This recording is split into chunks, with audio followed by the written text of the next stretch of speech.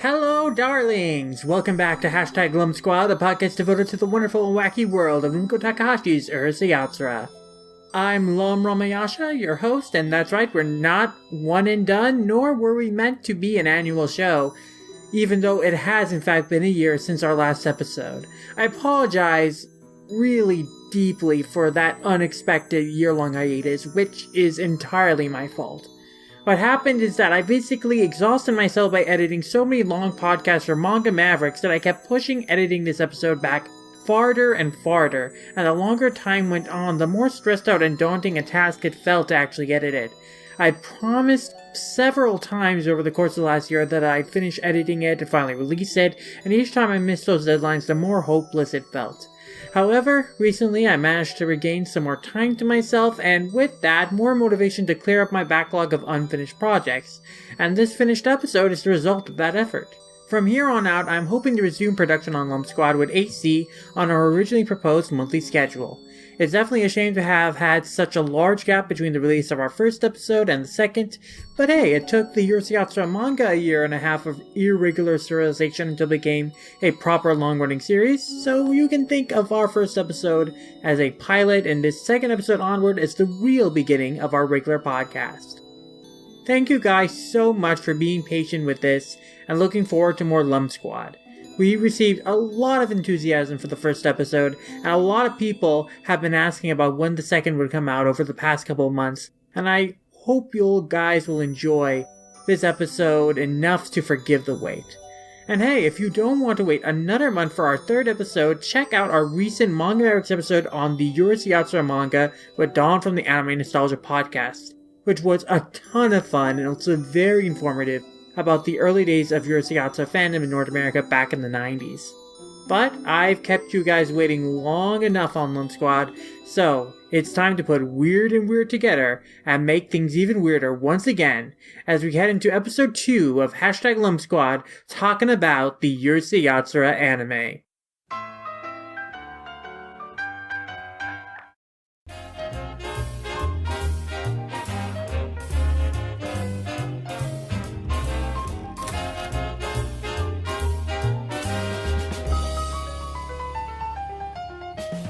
Hello, darlings! We're the Hashtag Lum Squad, a podcast hosted by me, Lum Squad. And me, Andrew A.C. Yoshimura.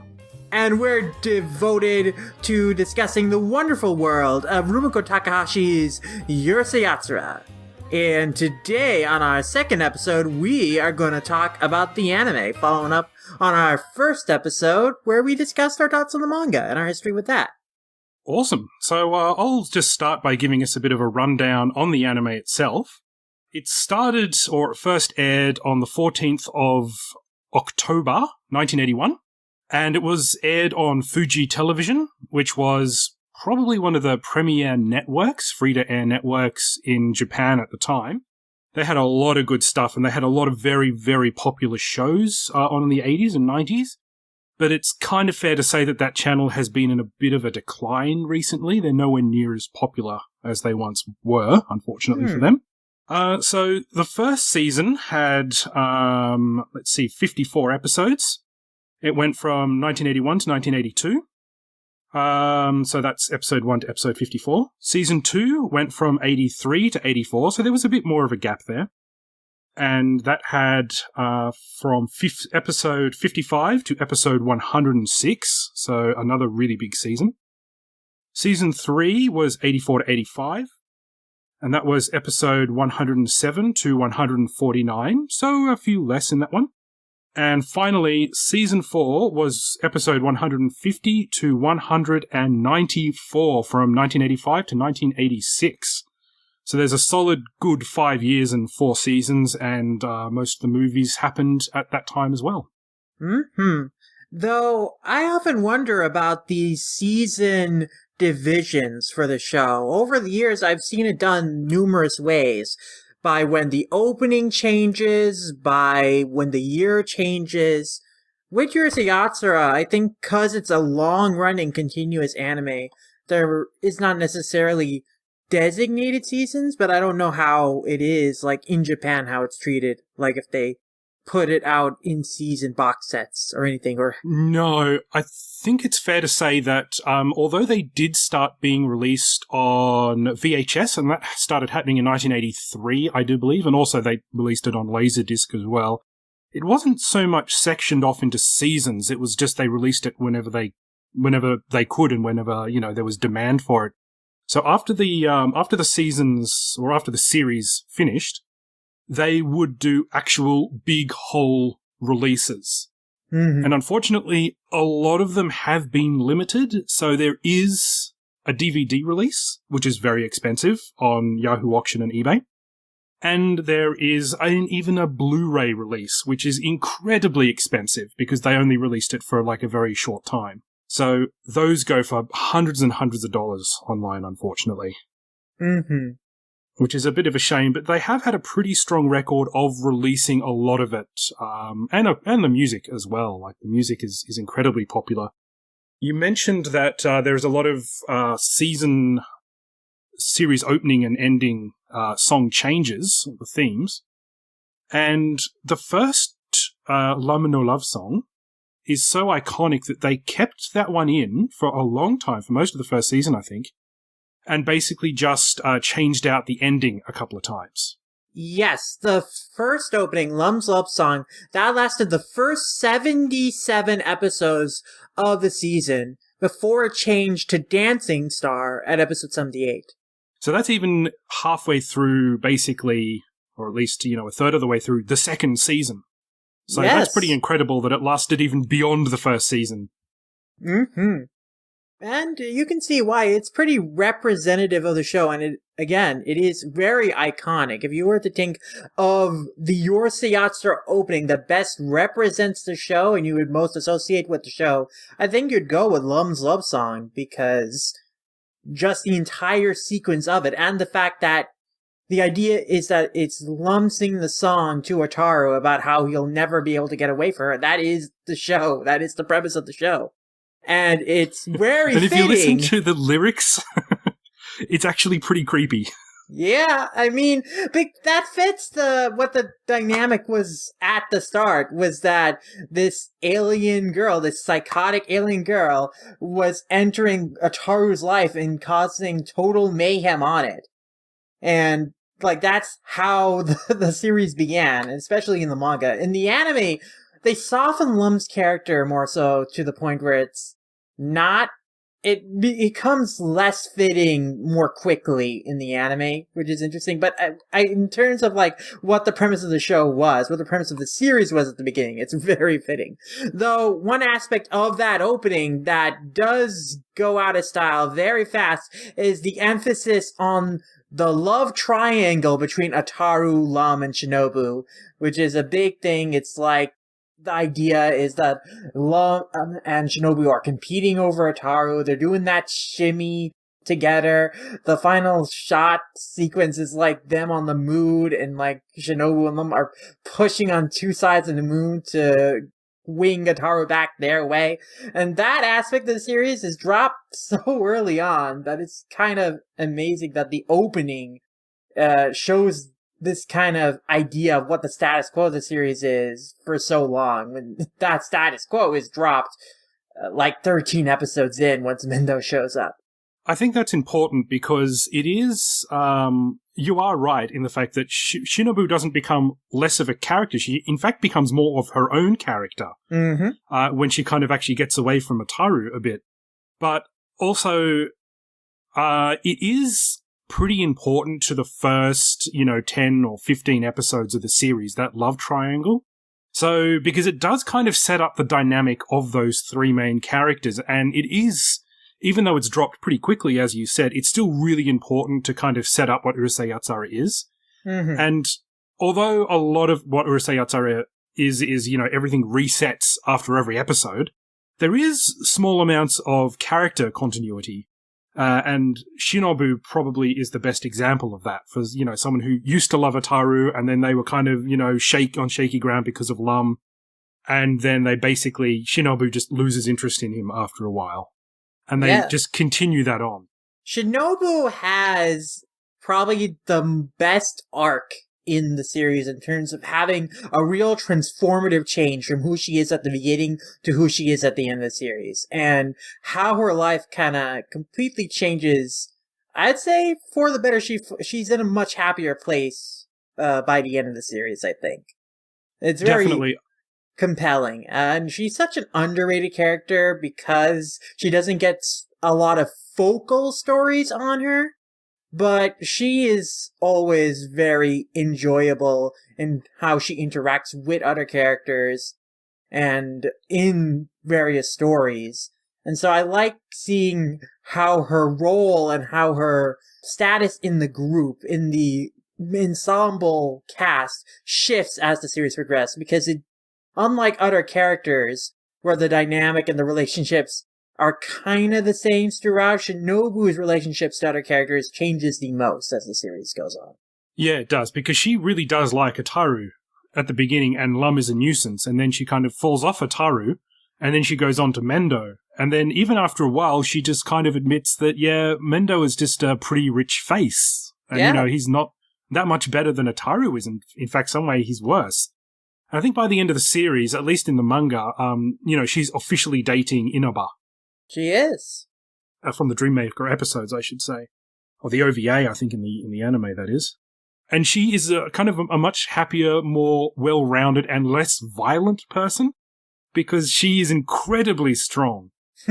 And, and of course that strength only really comes out when she's really super, super angry. But I think she toned down a lot of that by the end of the series. I think she retains that element of her character, but she doesn't have to be as frustrated or angry towards the end of the series when she's in that relationship with Inaba. Because then she's kind of found, what she was looking for. I think it's very important to emphasize with Shinobu that she is also the character who I think most embraces the central conflict of the series and then grows from it, which is maturing into adulthood and leaving behind kind of the status quo of childhood. And this is the whole conflict with Ataru and Lum, is that cat and mouse game of keeping the status quo and not really truly embracing progressing the relationship to the next level. Shinobu has a realization that the status quo, the way things are now, is not what she wants. And this is shown in Inaba the Dreammaker. She envisions a future in which everything is the same as they are when they're adults. Older relationships to each other, the entire dynamics, nothing has changed when they're adults. She makes that future because she thinks, what would that be like? Would I be satisfied with that? And she sees it and she's like, no, I thought this would be what I would want, but this isn't what I want. I do want my future to be different. I do want change. And so that is what allows her to kind of break free of just staying the same loop, the same repetitive thing of keeping these relationships that she has with Ataru, Lum, Mendo stagnant, and then she kind of breaks free from that and she embraces something new. She gets into a relationship with Inaba, and so she takes that step towards adulthood that the other characters are still struggling with admitting to themselves that they have to do at some point. And Takahashi herself, the ending of the series, the why it's not explicit that Lum and Ataru have moved on to the next step is because she wants the characters to enjoy their childhoods. But I think it's so valuable and so compelling that Shinobu is this example, this one singular example of a character. And because she is one of the central trio introduced at the beginning of the series, it's so important too, that she is that character who takes that step past who she was at the beginning and past what her life is now, and she embraces change. And that's a huge thing. It's a powerful message because she has been there since the start, and she has seen and she's gone on many of these kind of wacky adventures with everyone. And she is often the voice of reason in this, in a lot of their adventures, despite her temper. And I think, Shinobu I think the kanji for her name can kind of mean, calm and patient, which if you look at Shinobu before she gets angry, you might think, yeah, that totally is her. But also she's got this other aspect to her personality where she just gets angry and super violent. Yeah. And which is a contradiction, which is a clever part on Takahashi, I think, because Ataru, before Lum came along, obviously did need someone of that caliber to sort of match him in that space, I think, because no normal person could happily date Ataru. Yeah. You need to be kept on some sort of leash, obviously. Most definitely. So we'll just talk about the early anime. Now, as you mentioned before, the seasons kind of had 2 episodes within one episode. So there would be a kind of a 15 or 12-minute story, then there'd be an ad break and the eye catch, and then you'd come back and there'd be a different story. And this happened for about the first 22 episodes or so, I think. 21? Yes. 21, yep. And then I think that the first episode where they destroy the matchmaking party, from then on, they're all just one episode. And I think the creators were kind of going back and forth on this a little bit at the time. Like, they weren't sure what the format should be, because you can basically edit one of Takahashi's manga and fit it down into like a 10, 12-minute story. Yeah. And that works pretty well. But if you take one of her chapters or even a few of them and flesh it out, then there's all of a sudden there's got to be a lot more writing done. From the series creators, they've got to start adding a whole bunch of things in, and I think Takahashi would probably have final approval on all that stuff if she, was that deep into the production. I'm sure she saw the scripts in any case. I don't imagine she could have enough time to approve the scripts, because anime production is done on such a tight turntable, and doing a weekly manga series is so much of a time investment very, too. Very demanding. I mean, she would probably be able to get approvals maybe on some things. Like for the films, I'm sure she would be more heavily involved with that. She definitely had approvals on the films, although she didn't have as much say as she wanted to on those. The thing is that if you can't start doing 2 episodes within an episode, you're going to run out of Takahashi's original works a lot quicker than you would otherwise. And then that's when the writers are going to have to step in and do these sorts of things with the characters basically from scratch, which isn't necessarily a bad thing, and I'm sure a lot of people wanted to do that and embrace it. But there was also something to be said about, using the original stories, and like people wanted to see these characters be brought to life in an animation in certain scenarios. So there was a bit of give and take there. Most definitely. And it's interesting, like, this change in format. I do wonder, like, at what point the decision was made that, yeah, we need to take this into a half-hour format. I think this is just naturally what the writers, what Oshii as a director really want to skew towards, because that would give them more creative freedom to tell these stories how they want.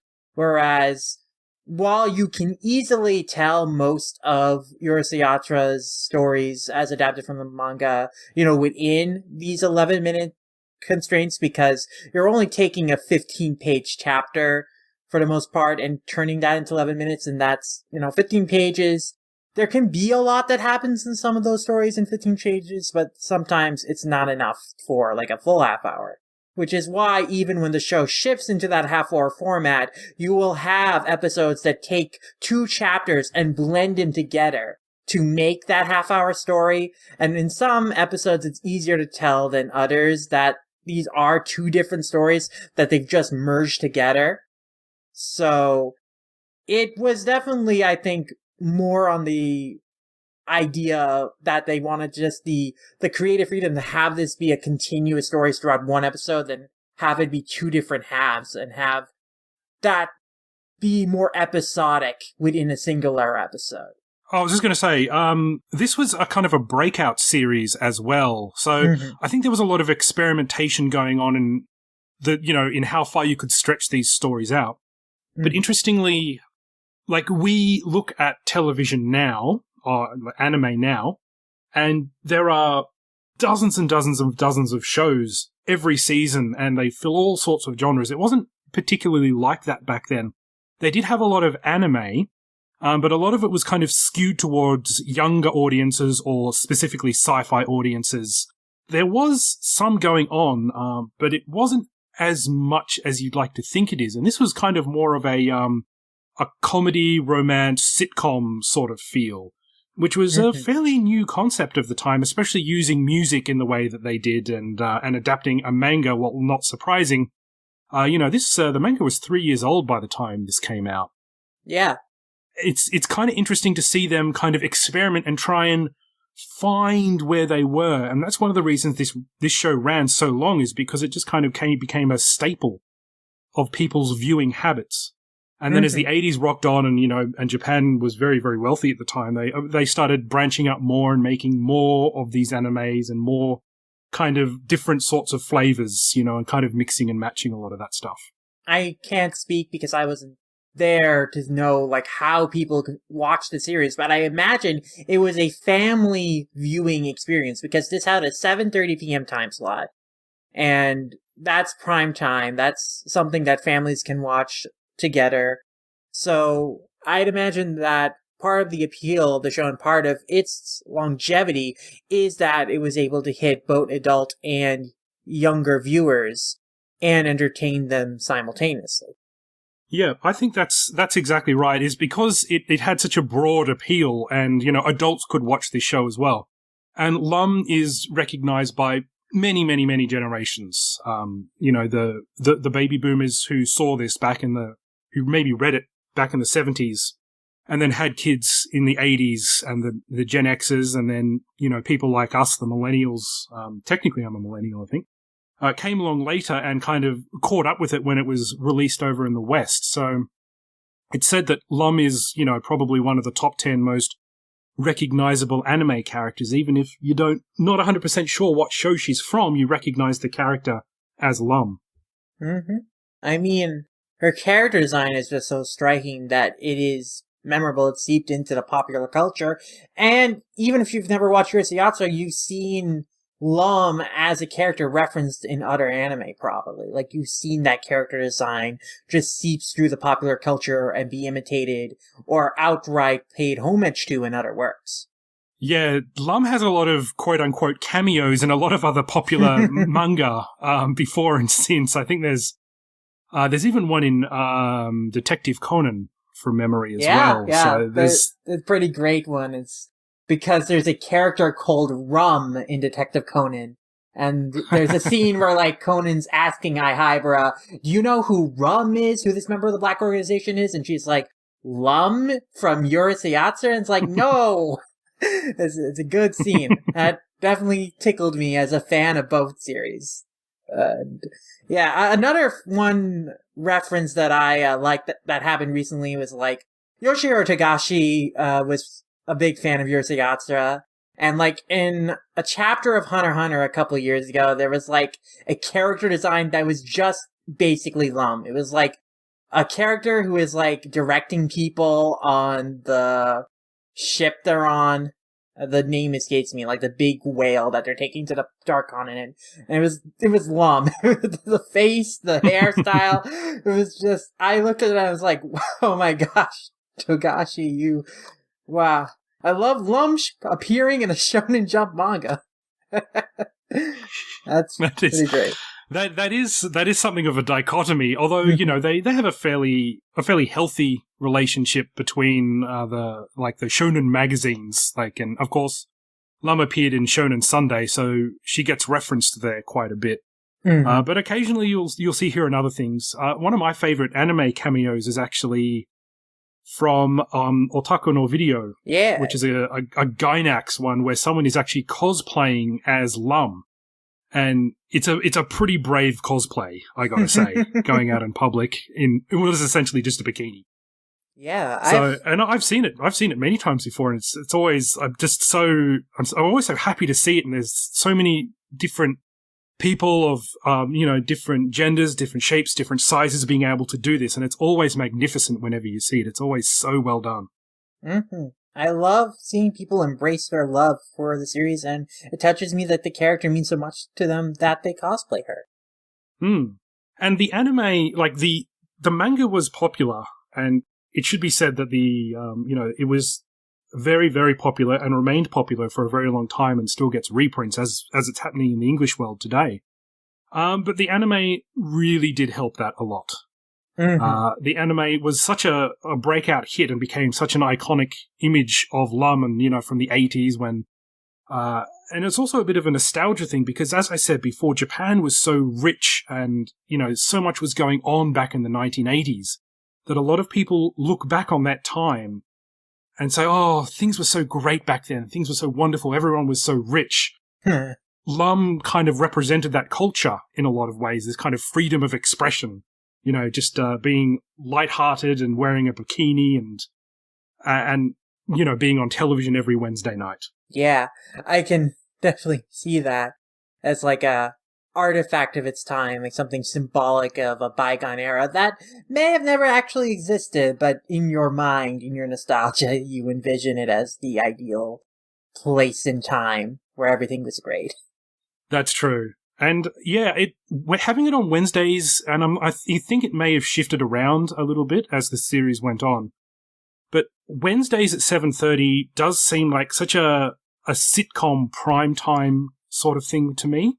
Because when I was growing up in the 90s in Australia, that was always the day. Wednesday was always the day that they would show new Simpsons episodes on. And that seemed to be the day that everyone was home and they would get massive ratings for that. So I'm not sure what it was like in the States or anything like that. But it was always a Wednesday, 7:30 in Australia. You'd get all your homework done, your chores, and you sit down and you watch The Simpsons. So I guess it's the same sort of mind frame here. That, it's kind of a prime time. This is chosen because people will sit down and watch anime at this time. Yeah, I mean, Simpsons was that in the 90s in the US back in the day. Now, I wasn't there for it because I got into Simpsons when I was at the proper age to, which would be early 2000s. But Simpsons... But yeah, I mean, from anecdotal evidence, that is how you were describing, like, that was how it was in the US. That whenever the new Simpsons would come on, that was, like, dedicated viewing, a ritual viewing experience for families across the states. Like, everything would stop, and they would plop down in front of the TV and watch the new Simpsons, because, like, it was that big of a deal. I imagine that Urusei Yatsura, perhaps maybe not to the same extent as something like The Simpsons was in America, but I would imagine that it was probably that kind of ritual viewing experience for many families in Japan in the 80s as well. I'd say so, yeah. It's definitely popular amongst, kind of not... It was kind of made for kids, with kids in mind, so kids can understand, but also teenagers and anyone who would just flick on the TV and they go, oh yeah, this looks like fun, I'll watch this. I'd say in Japan, I'm not even sure whether you'd call it a cult status, because it's not... It was very popular at the time, and it still continues to be well known today, except it hasn't been repeated on any of the main channels for quite some time. And I'm sure that it's on some of the pay channels, or it might be on some of the more rural affiliate networks. I'm not 100% sure on that. It's kind of a weird dichotomy because people still love this series, but it's actually quite difficult to get your hands on in Japan. At least legally. Japan does come down pretty hard on people just putting things up on YouTube. If it's, if it's on Japanese YouTube, it's actually difficult to find some theme songs, actually, without them getting taken down occasionally. Wow. Yeah. That's harsh. It's pretty intense, because they just want to sell the records, they want to sell the CDs, and they want to sell the DVDs, and because some of these studios and rights holders just kind of squat on the rights, and then they'll do a re-release for, hundreds of dollars, and they'll sell out of that really quickly and they'll have made their money. So, Urusei Yatsura is a prime example of that. It would be really good if they released it again on Blu-ray, because even though it doesn't have English subtitles, I would definitely jump on that if I saw it in a store. But the last time I saw it, it was for $1,000. Wow. So, yep, 100,000 yen.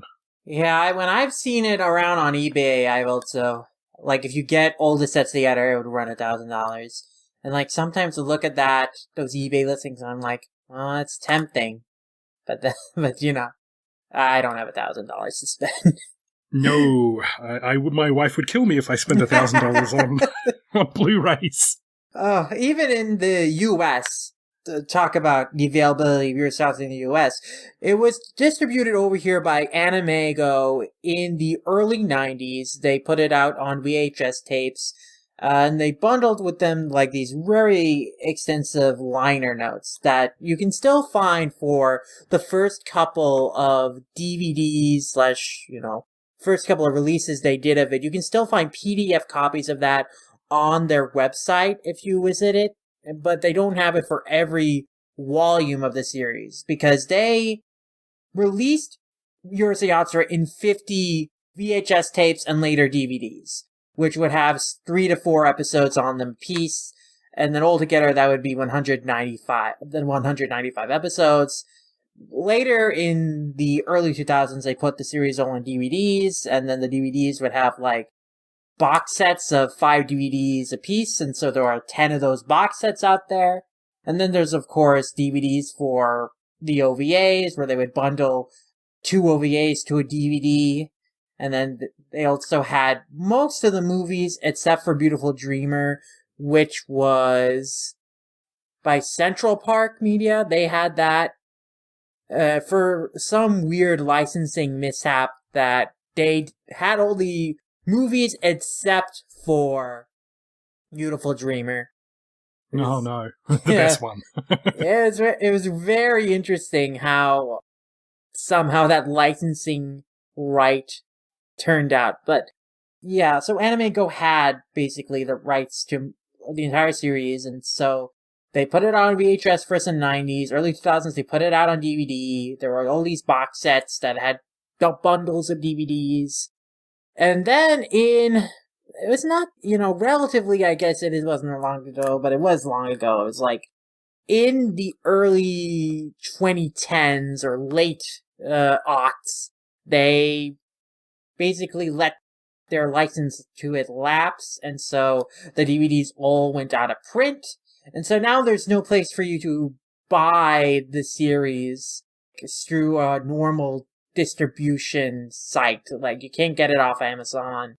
Like, new copies. It's not in print anymore. You have to buy secondhand copies off eBay or, from sellers who are using Amazon or something.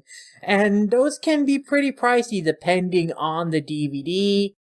And I only have a couple of the DVDs that I've managed to get from good deals. I've got the first 4 DVDs, and then I've got the box set of DVDs 11 through 15. Unfortunately, only volume 4 of my DVDs still has the liner notes because, again, these are secondhand copies. But at least those are those are available on the site. Half the PDFs. But yeah, well, it's good that it did get an actual full release because, it was never released that way in Australia. In fact, it never really got a release at all in Australia. Everything had to be imported either from the US or from the UK, who may have had a different distributor. I can't remember. But the liner notes I have for my very few VHS copies, I still have them. And the liner notes are absolutely fascinating and definitely worth a read, no matter what form you find them in. And I've got a couple of the movies on VHS. I've got, I think I've got 1, 2, and 4 and 6, I think. Interestingly, the very first time I saw the 5th movie, which is officially speaking canon and the last episode, or how the series ends, which is actually just literally called the final chapter, I got a cheap Chinese knockoff of it from a store in, I think in Sydney that, just had a whole bunch of bootleg manga. And I went, oh, wow, I haven't seen this yet because there was just no way to get it. And I bought it, and it did have English subtitles on it. And they got the names so weird and mixed up. They called Ataru Moroboshi Don Stars. Wow. And I just, every time it came up with, oh my god, what are you going to do, Don Stars? I just burst out laughing. This is like the Chinese fan translations I've heard of One Piece, where they call Usopp Liar Boo. What the heck? How do you come up with a name like that? It's pretty magnificent, though. I kind of appreciate it just for its bootlegginess, but I really need to buy like an actual copy of that movie at some point. Thankfully, to kind of round everything out. The DVDs of the films are pretty easy to get off of eBay. Like, they don't go for too high a prices, because I think there are a lot of them printed, so you can usually find someone selling them for like a reasonable $10. So that's at least very fortunate. But like, especially for later DVDs of the TV series, the prices for those DVDs can go very high, like $100 for one DVD, which again only has 3-4 episodes. So yeah, I mean, people really know the value of what they have because the series is so hard to find now. Yeah, I guess as we go on in time, there's going to be more Urusei Yatsura fans, which sounds a bit strange, but because of the nature of the show and just the way that anime has become more and more popular in the West, especially over the past 20 years, people are starting to go back and look at some of these earlier classic series. And something like Ranma is available a lot more readily to the public than Urusei Yatsura is, so they might see Ranma and get into that and go, oh, I want to see the rest of these works. Oh, Inuyasha, that's pretty easy to get. And then they look at Urusei Yatsura and go, man, this is fantastic. But it's actually really hard to get a hold of.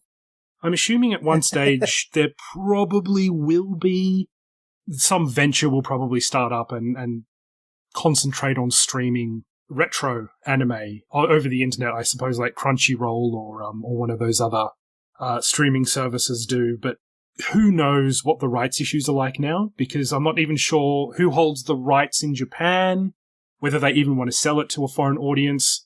The Animigo translation might not be available just to take and reuse, so you might have to retranslate everything again. And 194 episodes is very daunting. Yeah.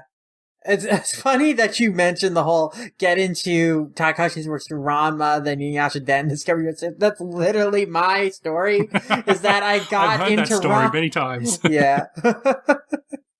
So lots of people have told me that that's how they found out about Urusei Yatsura, is because they saw Ranma or Inuyasha first, and then they explored the rest of the works. Yeah. And then they went back and saw the original and kind of went, I want to know more about this. And then, you know, it's kind of like what I did, because I read the manga first, and then I found a copy of one of the VHSs, and I was very lucky with the VHS that I got, actually, because it, as well as some of the early episodes, it actually had what was called the Spring Special. Mm-hmm. And the Spring Special was kind of like a 45-minute kind of featurette that had their trip to Nara, and where they meet the female ninja. Mm-hmm. And it also had like a series overview up until that point, so the first kind of 20 episodes. Yeah, that Spring Special was aired between episodes 21 and 22. And it was basically kind of like the dividing point from when it switched from the 2 11-minute segments per episode format to the single half-hour format. So you kind of use that special as like a buffer for that transition, which is a great idea. Mm-hmm. And it even has an advertisement, a safety advertisement on there of telling people to be careful of your carp streamers. Yeah. So carp streamers are kind of these cylindrical kites that you can put up on the top of poles. And it's very windy in Japan in spring. So these kind of carp streamers just kind of flow in the wind and look like carps swimming in the sea. It's a lovely effect.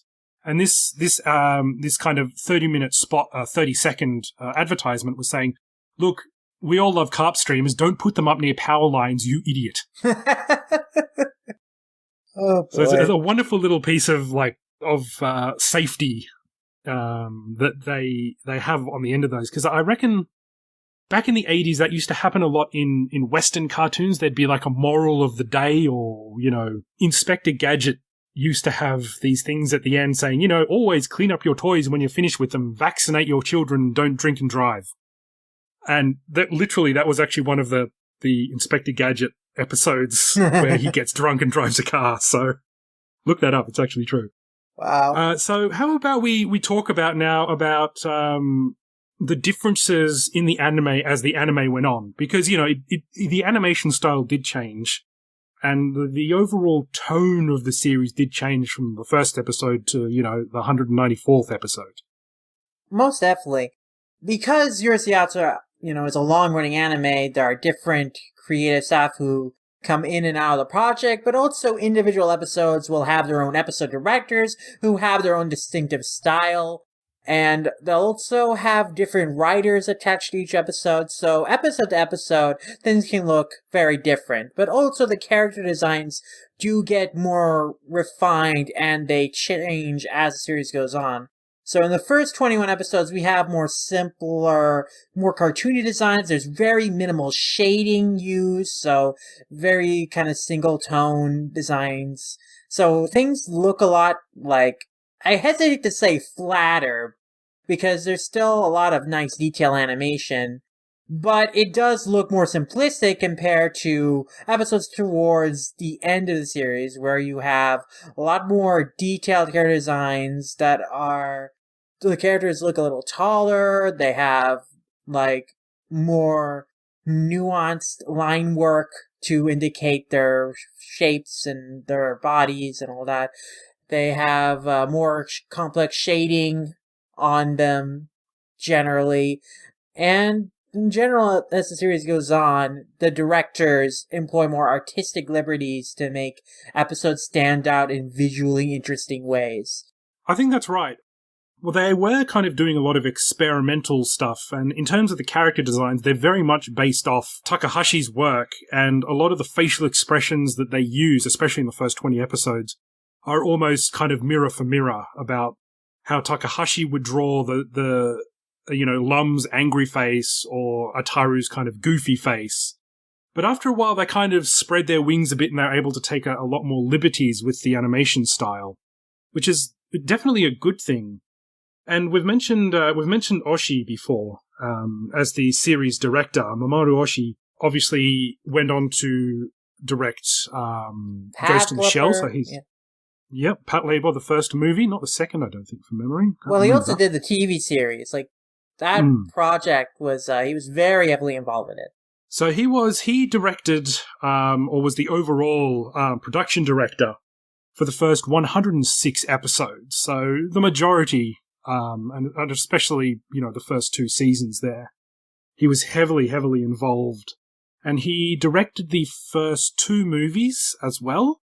He was not happy with the way the first movie kind of panned out, but that's Takahashi's favorite one because she thinks it's the most accurate to the characters. But he loved the second movie, and we all kind of consider that a bit of a masterpiece nowadays, but it was actually quite confusing for people to look at back in the day when that movie first came out. Mm-hmm. So after that, who took over? It was Kazuo Yamazaki. Mm-hmm. And he had a bit of a different style again, although he did kind of mirror Oshii's work to some extent to keep the flow of the series going, but he took a bit more liberties with his own style, which I really appreciate. Mm-hmm. I mean, Oshii really made the show cater to his own sensibilities in pretty much both the writing and artistic aspects. Like, the style of humor that Oshii and the staff of the anime employ is focused more on they like pop culture references, specifically to sci-fi writers and movies, contemporary Japanese television shows, and anime and manga series. They sprinkle that stuff into the anime a lot. And they also are a really big fan of characters going these big impassioned speeches that are pseudo-intellectual, but they're just rambling about these ridiculous ideas in this over-the-top way and treating like their mad ramblings with gravitas. And that is a thing that Oshii really likes to employ with the characters. Them going on these big, crazy rants, and then screaming out impassioned ideals and ideas. And then he also likes these psychological ideas, where he plays with, what are dreams? Or, like, what is reality? He likes to pose these questions and then kind of think about it in a really serious, contemplative way. So he likes that stuff more than he likes the slapstick, rom-com stuff that was the manga. And so as the series is going, he increasingly tries to skew the show more in that direction, especially in the anime original episodes. Yeah, and that's a very good point there. Because the anime episodes, which were basically written from scratch, really did have to use these characters in a way that was very different to the manga. And luckily, he'd already put the groundwork in to kind of use these characters in a slightly different way. Because the manga was so focused on Lum and Ataru, he could use some of the other characters and kind of given a bit more of a different personality. And Ataru's mother is kind of a good example of that. She even gets her own episode. I think it's in the second season, I want to say, where she's having a dream within a dream within a dream about Earth being attacked and her going shopping. And throughout the entire series, she's never actually given a name. Like, you don't actually find out what her name is. No, she's just Mrs. Moroboshi. She's just always Ataru's mother.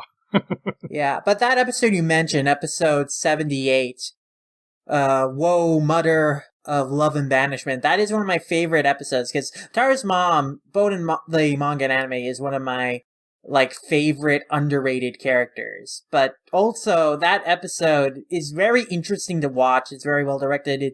I think it explores the character of Mrs. Moroboshi in a very compelling way. But also, it's very interesting to watch that episode and see, oh, this is the rough draft for Beautiful Dreamer. This is Oshii first exploring these ideas about the thin line between dreams and reality, and then kind of this self-existential crisis about what is the life I'm living, and am I stuck in just this status quo that I cannot escape from? What am I living this life for? All these ideas that are later expounded upon Beautiful Dreamer, that's all in this single episode. And it's very interesting to look at that episode and see, wow, so this is Oshii kind of playing around with these concepts that he's going to expand into his big, kind of artistic statement to, kind of fight back against what Only You was as this, what I think Oshii felt was, oh, this is pandering to the fans, this is kind of fluff, but no, I'm gonna make Beautiful Dreamer this big movie that'll have things to say, darn it, and yeah, it's kind of just funny to kind of look at that episode and see, wow, this is him seeding the ground for things he'll do later on. He did. He really did. And he, to be fair, he laid the groundwork for that, and it paid off for him. And of course, he went on to do Ghost in the Shell as well, which also explores a lot of those ideas of self and reality. So he obviously had something in mind, and a lot of the really early ones, the episodes of the anime, did have some more of a goofiness to them, more of a kind of a Looney Tunes. Yeah. Especially sort of Tex Avery, Chuck Jones sort of aspect to them, where the characters did have these larger-than-life facial expressions, and when they got hurt in a very comical sort of way where they'd kind of twitch a bit afterwards, although it would be completely blackened by Lum's electricity. And I do love those sort of touches, because although Takahashi did all of that really, really well in the manga, it's difficult to show someone right after the effect, like twitching or falling down or, being uppercut and going up in the air for a full 5 seconds before landing back down and getting electrocuted, all those sorts of things. Mm-hmm. And I do love the violence in there, and a lot of it's directed towards Ataru, and a lot of the time he deserves it. Oh yeah, the animators definitely employ great visual gags that accentuate slapstick comedy as well. And you're right that earlier episodes skew closer to what the tone of the manga was, and they start to go back in that direction a little bit when Yamazaki takes over, but we'll get to him in a little bit. But Oshii run of the series, that kind of looms over the anime and people's perception of it in a way that I kind of want to talk about. Because whenever people talk about the Urusei Yatsura anime, they talk about Mamoru Oshii's run, his contributions to it, and it's that amazing first 106 episodes. And they look at Urusei Yatsura and think of it as, oh, this is a footstep in Oshii's career, where then he would become this great auteur, anime filmmaker, and do all these other projects and rise to greatness. And I feel like there's just this very dismissive quality, I think, to how people look at the Urusei Yatsura anime and treat Oshii's run as like the only part of the series that has value. The only, like that first half is like the only notable part or the only part that matters because Oshii was the one who directed it. And I'm like, the Kazuo Yamazaki run is just as good, and all those things that you like about the Oshii run in terms of like weird experimental episodes and exploring these kind of out there philosophical ideas that is so out of the ordinary for a family show in a 7:30 time slot that is ostensibly, for mainstream audiences, that's still in the Yamazaki run. Oshii maybe trailblazed it and made that the identity of the show, but like it's not like that stopped when Yamazaki took over, and his half of the series is more consistent in my opinion, and it has just as many classic episodes and entertaining episodes. And, one thing that Yamazaki's run doesn't have that Oshii's run has is that Yamazaki's run doesn't have clip show episodes. But I'm just saying, not that, clip show episodes happen because of a variety of reasons. I'm not saying that, that's the reason why, like, Yamazaki didn't have clip show episodes, that's why he is more skilled as a director. I'm saying that, it's not like every episode of Oshii's run was like this superior, perfect episode of television, and Yamazaki's run wasn't. It's just that, Oshii's run is really good, and Yamazaki's run is really good. The entire 195 episode series and the 12 OVAs, all of that is good stuff, and I just feel very annoyed that people look at the first 106 episodes and think, that was an amazing one, that was the show, the other episodes, that the show goes downhill after that. It's like, what are you even talking about? I think a lot of that actually has to do with basically just fatigue. Exactly. Because, 194 episodes is a lot of episodes, and it's it is the longest running of any of the Takahashi-based animes, although I think Inuyasha did get up there, but didn't quite get up to the same episode count. Falls short, which is surprising and amazing, because Inuyasha is by far Takahashi's longest manga. It is 20 volumes longer than Urusei Yatsura, but the anime adaptation falls short. But yeah, I agree that I think it really is because you start to maybe get fatigued of the show the more episodes you watch of it. But I personally did not have that feeling because I'm very thoroughly invested in the show, but also probably helps that I watched it after reading the entire manga, and then I watched it in a piecemeal order, starting with like my favorite stories and working my way around to the rest. But at the same time, I was like, having seen every episode of the anime like once or twice at this point, I really do not understand the perception that the show loses steam or like somehow becomes less good when Yamazaki takes over, because it's just as good. I also don't like when people credit Urusei Yatsura's success purely to Mamoru Oshii, because for one thing, I'm a big fan of Oshii, and like his contributions to Urusei Yatsura and like his voice that he had to it is very unique and remarkable, and definitely a large part in what makes the show like so iconic. But at the same time, like there was so many talented staff that was a part of this project that brought it to life, that is responsible for making it as incredible as it is. You had incredible artists and character designers like Akemi Takada working on the show. You had people who would get their foot in the door on the show and then go on to become like incredibly prominent and important figures in the industry, like Kazuro Furuhashi, director of Dororo, this season, which is, one of the most talked about anime right now. Is he got his start in Urusei Yatsura, basically, like working on that on the show, and then he went on to become the director of several acclaimed anime, like he did the Kenshin anime, he did the Hunter x Hunter 99 anime. You have so much incredible talent working on the show that is responsible for making it what it is. Not just this one person. I think that Oshii is, well, yeah, he is kind of a little overcredited, and some of it is deservedly so.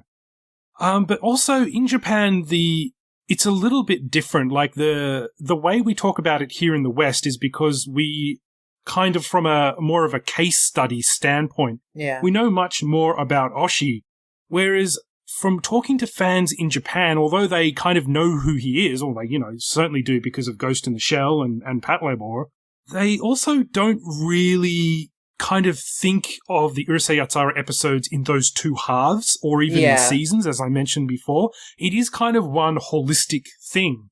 Yeah. And, some episodes are strange, some are, completely separate from the manga, some are based off the manga, some of there are combinations. And I think the overall feeling is in Japan that it was a great series, but it wasn't split in the way that we talk about it, like in the West, because we've had, just so much more time to study and re-watch these episodes over and over again and discuss all of these things.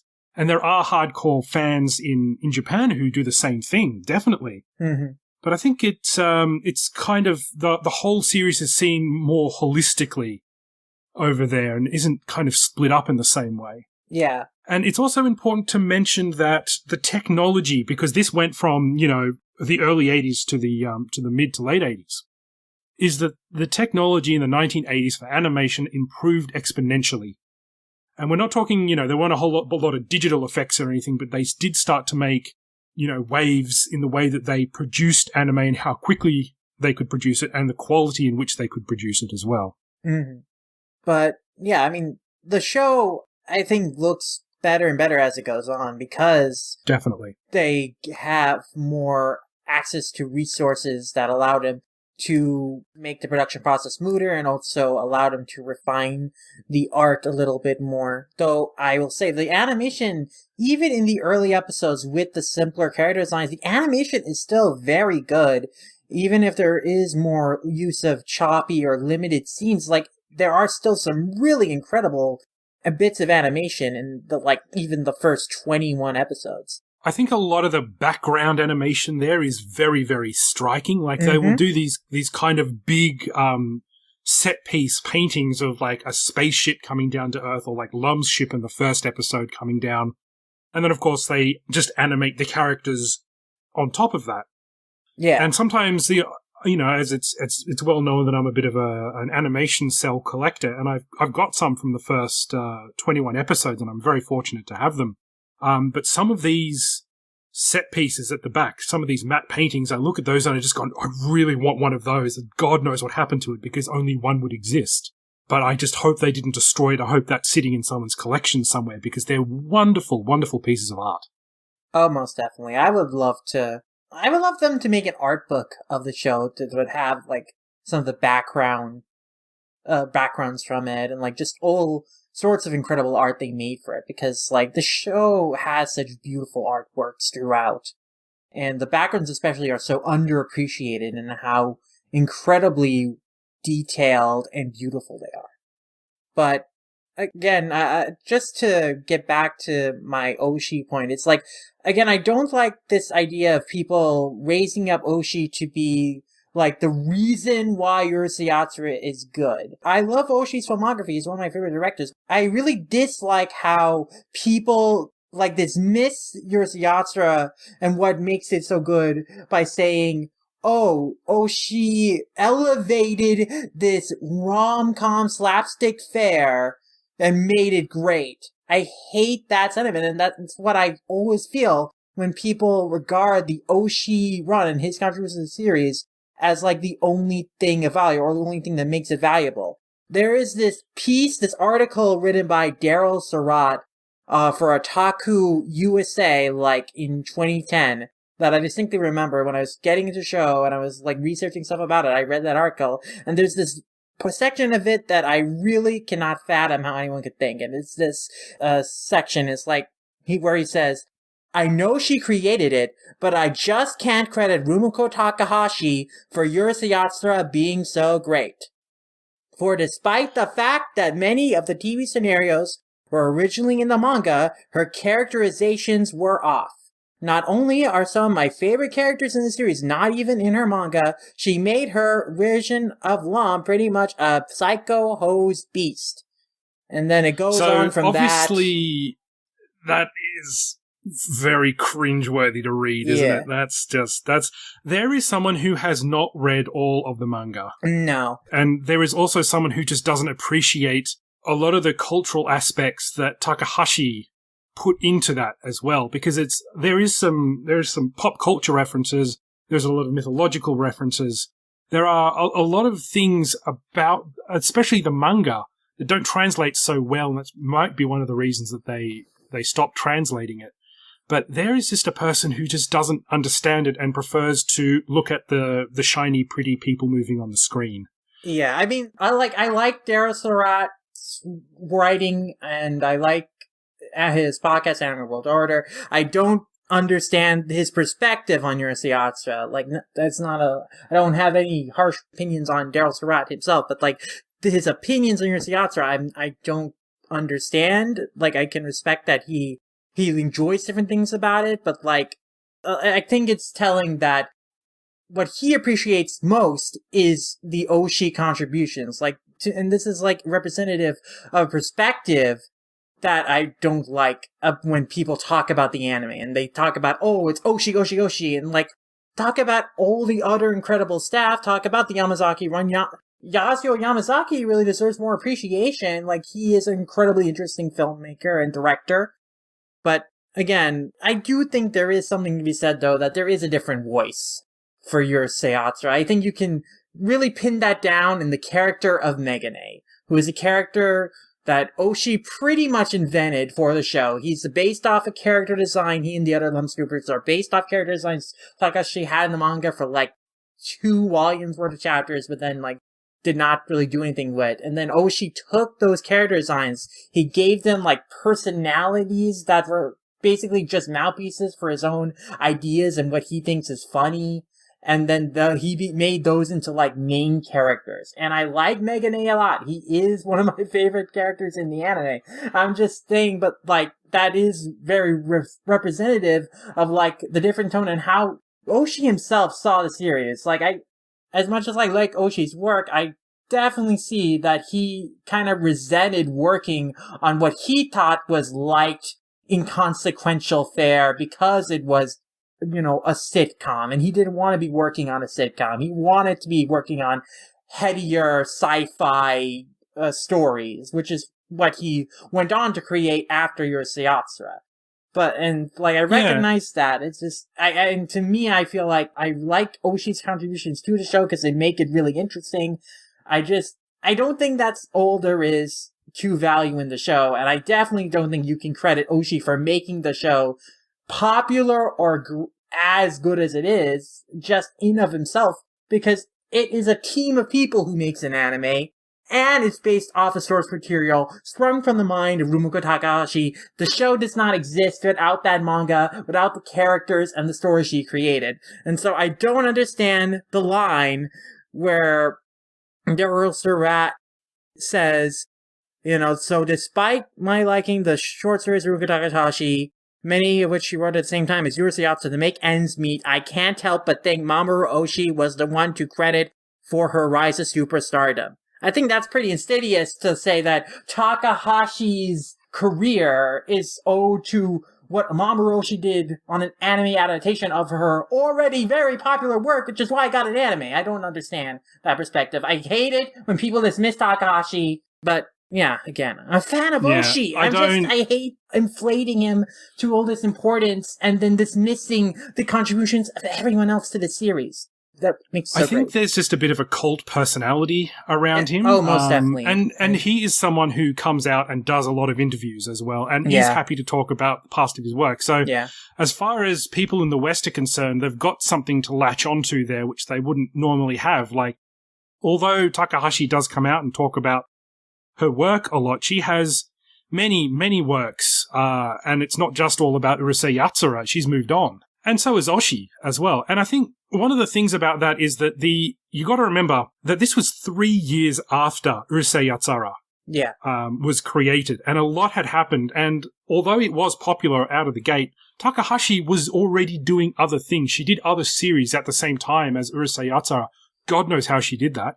Yeah, she worked on Maison Koku at the same time as Urusei Yatsura. She was doing both for 8 years. It's incredible. Yeah, I don't know how you would do 2 series at once. And she was even doing the Mermaid series in the 80s as well. Yeah. And that was just her hobby. Like, she literally could not stop herself from working. And she still can't to this day. She's about to release a new series. Yeah. I understand what you mean about the cult of Oshii, but the thing is, like, the people might read what has been translated of the Urusei Yatsura manga and say, oh my god, it's all thanks to the anime.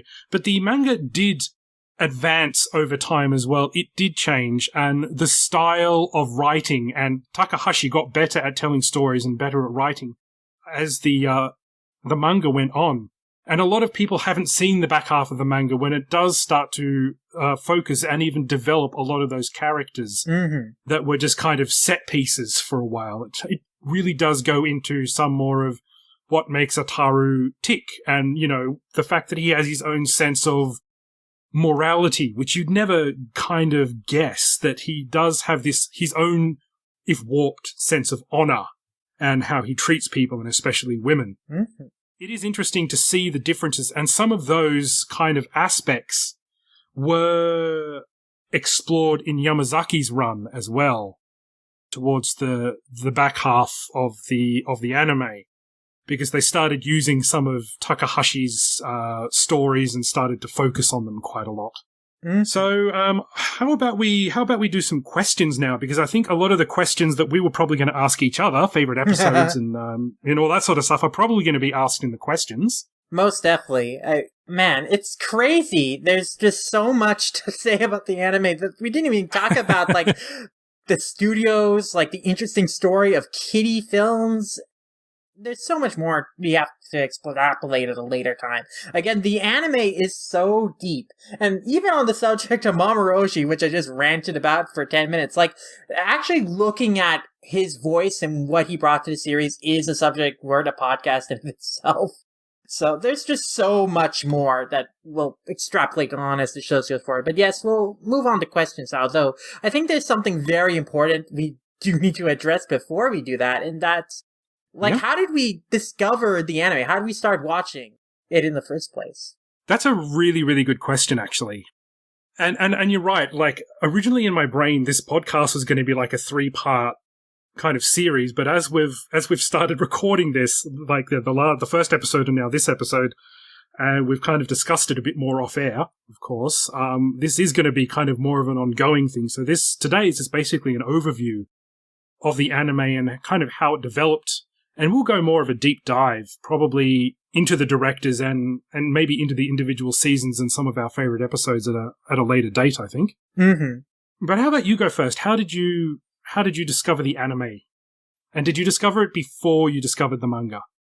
As I mentioned on the last episode, I discovered the first opening on YouTube while just randomly searching anime openings on YouTube.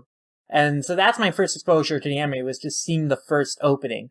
But again, like I mentioned on the previous episode, I decided to go with the manga because it seemed like less of a time commitment than an anime psychologically. Even though the manga is 36 volumes long, in my mind, I thought I could get through that faster than I could watching 195 episodes, 6 movies, and 12 OVAs. So I read the entire manga and finished it before I started watching the anime. And when I did start watching the anime, I didn't start watching it in order. I watched the first episode and maybe I think the second episode, but then from there I kind of jumped around. I do actually have distinct memories of while I was reading through the manga, I did check out a few episodes during that period. I distinctly remember that I watched episode 3 while I was in my school library just one day. I have a distinct memory of that popping in my head. So there were episodes I was like going and checking out while I was reading through the manga, but like I didn't really start to properly dive into it after I had finished it, which would have been in like May of 2013, just as I was graduating high school. And so then over the summer, That's when I started really getting into it. During that summer, I got through a lot of episodes that were based on some of my favorite stories from the series, and then I watched all of the movies, and I watched the final movie, the final chapter, like the day before I started college. And I have distinct memories of that, like watching it in my college dorm room. And then it was kind of loud, the audio. So my roommates kind of knocked on my door and said, "Oh, could you turn it down?" And I was like, "Oh, yeah, sorry." But yeah, I distinctly have a memory of that. And so when I think of like my experience of reading the series and then watching the series, it's like really tied to like the manga was like the twilight years of my high school experience. And then the anime was like the beginning years of my college experience. And so over like the next year, like basically over a year and a half period, I watched through the episodes of the anime just in a piecemeal fashion, just with whatever episodes I was interested in checking out. And then by the end of the summer of 2014, which I remember distinctly because I went to India for my grandparents' 50th wedding anniversary. And it was like during that period where I was in India where I finally polished off the final couple of episodes of the series that I hadn't seen yet. And so, yeah, that was my experience of going through the series, is that like over a year and a half period, basically, I watched it just on and off in random order. And then, since then, I have rewatched several sections of the show. I always try to start in order, but like, over the years, like, there's been several different places where I start and then watch a stretch of episodes, and then I move on to a different stretch of episodes. So it's like been very random how I've rewatched the series, but I have seen every episode at least once or twice at this point. Some episodes several times over. But I'm very interested in how you have experienced the series, AC, and like if you have any like really fond memories of discovering certain episodes or watching them for the first time. I do. So as I kind of touched on last episode, I discovered the manga before I discovered the rest of the anime. And look, it's kind of a weirder kind of story for me because I discovered the manga when I was in, I think I was like 13 or 14 back in 1994 or 1995. And it was so very hard to get anything back then. The internet was very much in its infancy, and getting any sort of video from the internet or anything shared over the internet was basically a pipe dream back then. So there was kind of nothing on the internet other than these are the facts about the series. This is Lum. These are the kind of few things that we've garnered from the Animigo releases from the early 90s. And after I had collected a few issues of Animerica, and they were being released in graphic novel form, and also in individual issues back in the mid-90s as well. I got a couple of those from the local comic book store. A friend of mine had an older friend, so a friend at school had an older friend who was really into anime and had the first movie on VHS. And I begged and begged and begged and begged and begged to try and get my hands on this movie because I really, really wanted to see it. And, of course, the first movie is not based on any Takahashi story. It's an original piece. I had limited exposure, and a lot of what I was reading on the internet was basically text files about Lum and about some of the stories, but not the actual stories themselves. So this was in the computer labs at lunchtime. So I finally got my hands on this episode, and back in the mid-90s, I loved television so much that my parents actually really tried to limit my exposure to it, because I would just sit there and watch as much as I could. And my dad ended up instigating this rule where I'm allowed to watch one 1-hour show per week and 1 half-hour show per day. Whoa.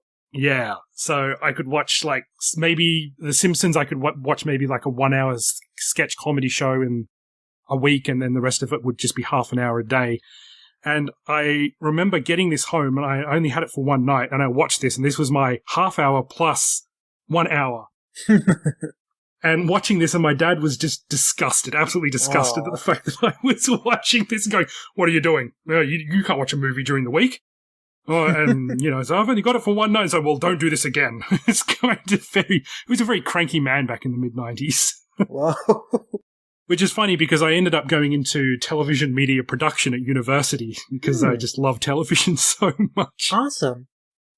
So basically, I watched the first movie, and then there is this very old place in Canberra. It was almost an institution called Impact Records, and they were like an independent record store which had like all sorts of vinyl and CDs, and they'd been around since the 60s or 70s. And they had a comic section, and they had like an import T-shirt section, and they actually had an import video section. There was a whole bunch of like horror movies from America and Japan and Brazil and all of these things. And they did actually have some anime, and they did have some of the Animigo. And I did save up, and I bought the Animigo release of one of the first ones, which I've talked about, the one with the spring special on it.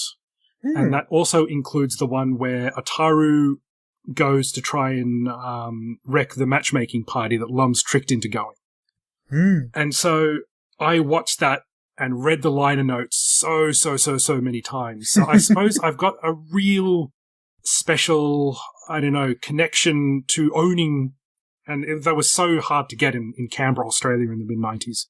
So I've got a real special connection to the episodes on that and the spring special as well, because that just encapsulated the first, 15, 20 episodes of the series. And then they had this other nice little story, with the female ninja, which was actually almost very close to being one-to-one with the, in terms of all the story beats for the manga, which I'd read by that point, or at least that particular story. So yeah, that's kind of how I got into it. And as Impact Records eventually closed down, and I got a couple of more tapes, although one of them was Lum the Forever. I had a choice between the movies, and I chose that one, and I chose poorly.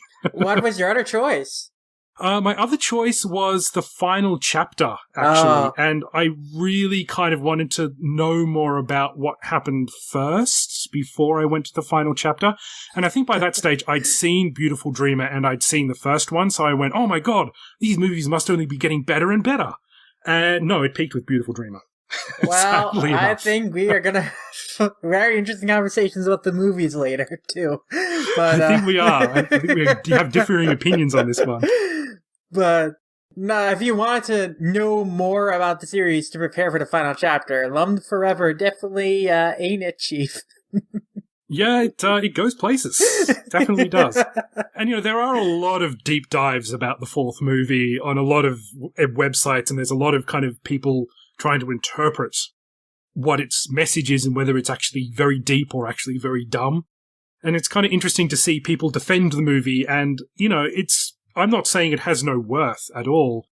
But I am saying is that as a by that stage it would have been 16-year-old who spent a lot of money on this movie, I was pretty disappointed by it. Exact opposite of me I guess I was 17. Not 16, but still. Very exact opposite. So, before we go into the questions, I will say one thing, and I did touch upon this last time. I have not seen every episode of Urusei Yatsura, the anime. Whoa! Yeah, it's a bit of a shock, and people are going, how dare you talk about this then?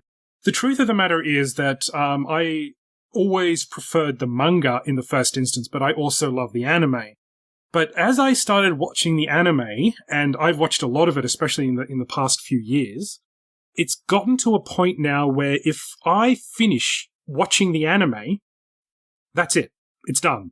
It's all over. So I could have watched this, back in the 2000s when I was living in Japan. I could have watched this, when I really got back into Urusei Yatsura when I moved back to Australia. But I'm kind of really pacing myself because after I've watched that final episode, that's done. Yeah, the 10 or 12 that I haven't actually seen, I've seen it all. And Urusei Yatsura is a finite resource. Nobody's going to make more of this. Takahashi's finished the series, she's moved on, or the animators, they've moved on, and there's, nobody wants to reboot it because it's pretty much been done to 100% of its capacity. There's some stray chapters they could adapt still. Yeah, they that's could true. make up original stories. If they want to bring it back, they could bring it back. There was an OVA that they did in 2008, I want to say. Mm-hmm. So they did actually do another chapter then, and that did have Kosuke in it as well, which is one of my favourite side characters, who's just really not in the anime at all because of the Lum Stormtroopers. Yeah, Perm basically took over his character. Yeah, and Kosuke is kind of in cahoots with Ataru a lot more. Like, he's more genuinely his friend. Yeah, as opposed to the stormtroopers who Yeah. despise him and are conspiring to destroy him so they can get with Lum. Yeah, exactly. So, with all of that being said, did you want to move on to some questions? Yeah, I guess I should also just briefly note, like, I mentioned, like, my experience watching the series, but I didn't say how I watched the series, and unfortunately, yeah, I watched the series online through illegal means because it's not legally available on streaming, which I really hope it will be one of these days. But, props to, honestly, Kyoko for hosting all the episodes on YouTube way back in the day. Their channel is gone now, so I can mention them without encouraging piracy. So, have a loophole there. It is a grey area, and it's going into the darker grey sort of area at this stage because the rights have lapsed. But most people are still taking what is ostensibly the Animigo version, the translated version, and sharing that. So, look, I am not going to say for or against how you watch these shows, but I would encourage, if you find a way to watch these shows, I would say maybe give it a go. Yeah. That's about all I can legally say, though, unfortunately. You can hunt down the DVDs. At least the first couple are relatively inexpensive to get your hands on. And maybe you'll be lucky and your local library or secondhand DVD store might have some copies. Unfortunately, back when I was getting to the show, my library only had the first DVD, and now they have since purged that out of their system, so they don't even have any of that. They don't have any Urusei Yatsura now. That's a shame. And there is one other aspect of this which is quite interesting, in the fact that in the 80s and 90s, in both Australia and Japan, one of the common things that you would do with your mates would be to do like a videotape exchange. So if you, and this doesn't have to be an official thing, it could be just something that you taped off the television, and then you would exchange that for something that your mate had, and you'd swap tapes. And if you had friends who were all into the same sort of thing, and I only had a couple, unfortunately, you would trade those tapes around so long as you had something of, tradable value. So that was a much more common thing. We didn't have YouTube, unfortunately, but you did have your mates who may have imported something at great expense, or you might have a viewing party or something like that. And I didn't have a whole lot of friends that were into Urusei Yatsura, but I did have enough where I could get a few more episodes to watch than I could afford at the time. And that kind of sense of community is sadly not as common these days as it used to be in terms of just with your friends, because a lot of it's available online and illegally so, but, them's the breaks. Anime is also just not as niche interest anymore, so you don't have to trade tapes or, have a pen pal system with people across the country. You'll probably have someone who lives very close by to you who is also into anime who will watch it with you or hang out with you. So it's not as, much a necessity for people these days because the community is very easy to access because not only are there online communities right there at your disposal, but now anime is kind of more of a mainstream accepted hobby area of interest. You can get anime at Walmart or Target. You can buy it online even easier. And I can actually remember the time when all the video stores in my area, and this was the late 90s by the time this actually started happening, had an anime section. And they were the same sorts of, because everything would be split up into foreign films and Australian films and comedy and drama and adventure films. And when they started actually having and like it's just a section dedicated to anime, no matter how small it was. I was thinking, yes, this is it. This is what I've wanted for the past 5 years. We're finally getting there. And then, of course, in the 2000s, it just basically exploded because of the internet. And I think it's a great thing. Yeah. Like, don't get me wrong. As much as I miss the swapping of the tapes and the interaction, this is much better. Mm-hmm. And it's much easier to do as well.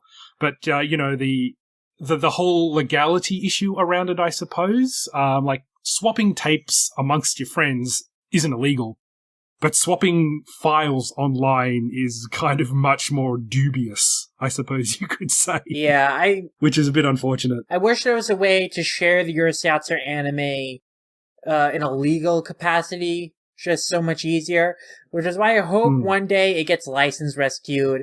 I'm still eyeing Discotek as a hopeful savior in this regard. They've just recently announced they've got all of the City Hunter franchise, pretty much, and awesome. That's a pretty long franchise, so if they can do City Hunter, which I feel like the fan base for City Hunter isn't as large as Urusei Yatsura is even here, so I have to imagine that if they are willing to take the chance on City Hunter, I'd hope that we might be able to get Urusei Yatsura. But again, there's all sorts of other factors we probably aren't privy to, the cost of actually acquiring the show, and then maybe all sorts of other legalese to deal with. I know, I'm sure it's some of the studios have shut down as well that were involved in the production, so there might be some right squatters there that who just might want too much money for it, but who knows? So let's get on to the questions. We'll actually get on to the questions rather than just saying it this time. Yeah. So did you want to start us off?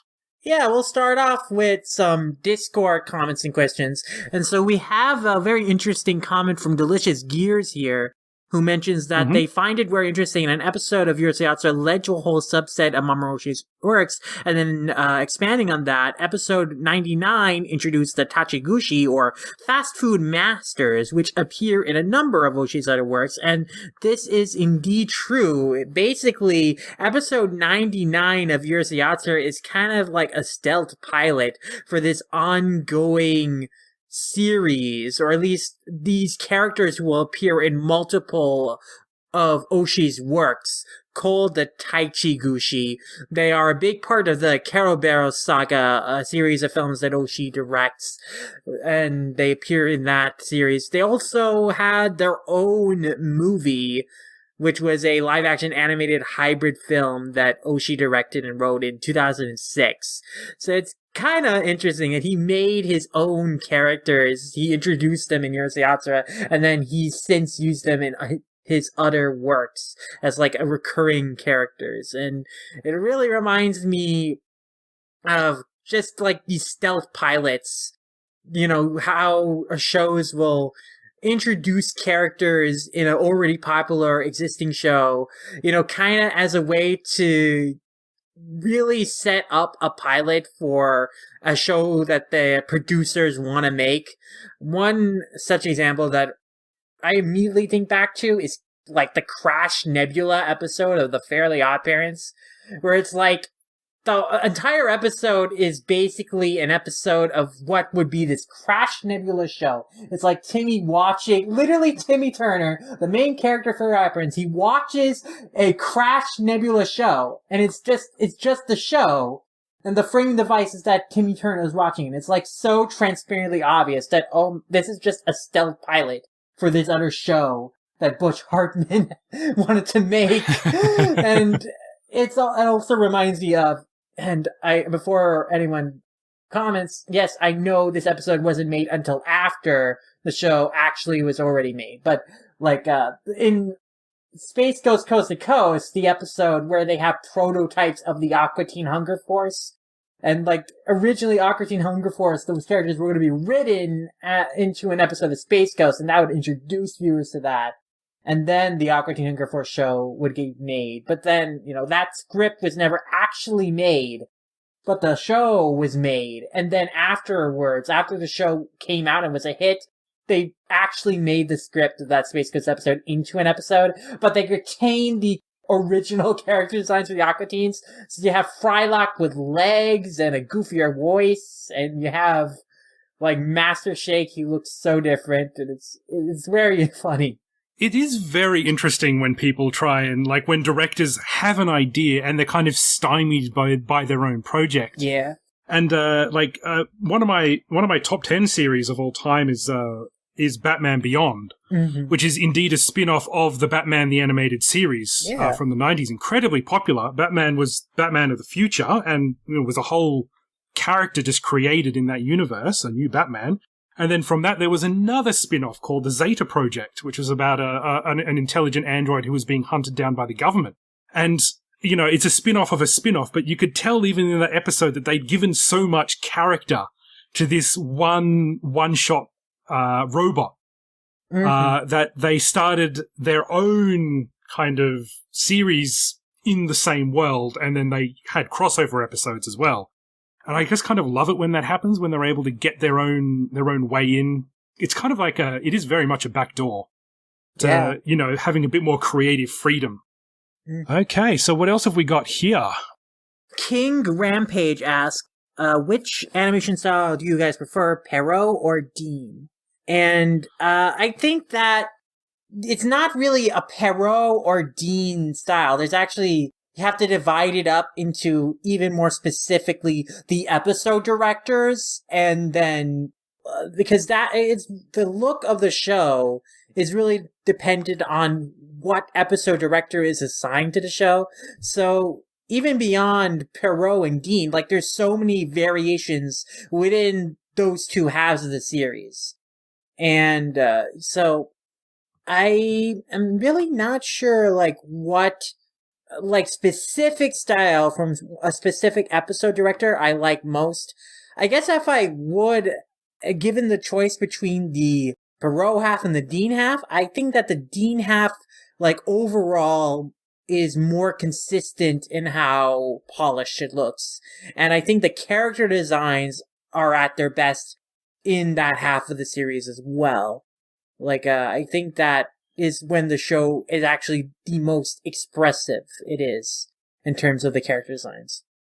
Yeah, I wouldn't disagree with that. I would say mid-Perrault for me would probably be the one that I prefer. Not necessarily, it's not the best in terms of the animation quality, but it's just they got past the initial kind of hurdle of making these characters fit into their own world, and then they kind of hit this midpoint where it was very consistent. Everything, was kind of set up according to the series Bible, and it hit a lot of the right notes during that time, I think, especially when they started doing full half-hour episodes rather than just the two-parters for one ep.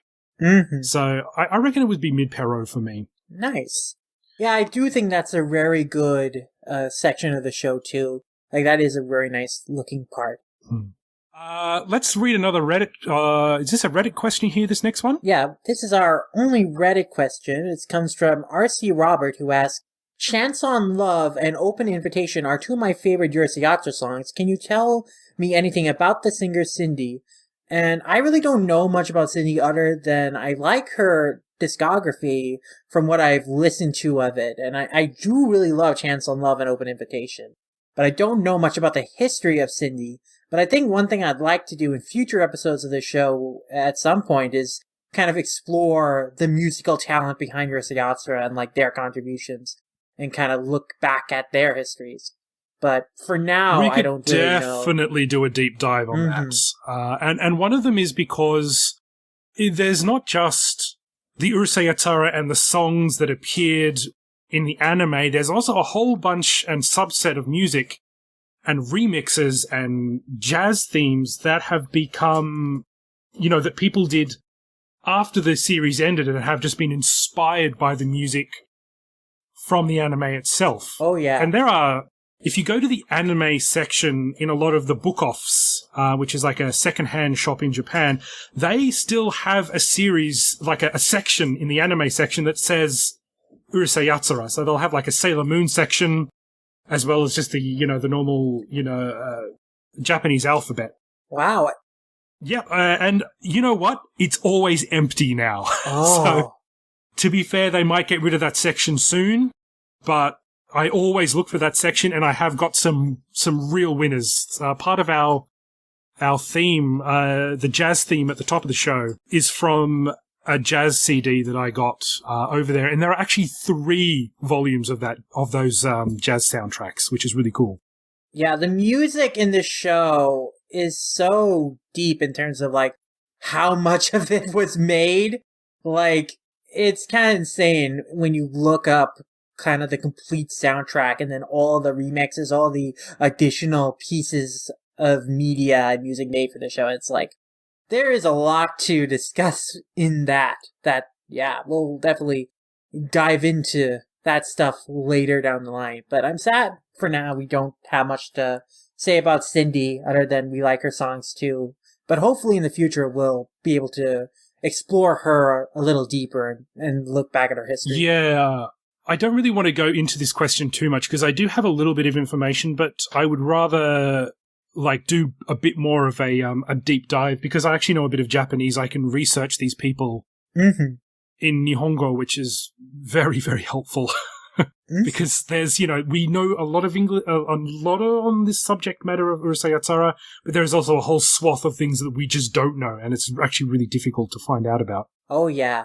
But now we'll move on to the Twitter questions, which we have a lot of. In fact, I just added a new one to our document here as we yep, were. I just got that one as well. Yeah, so I'm so happy that we have such a passionate fan base already. Like, that's really awesome.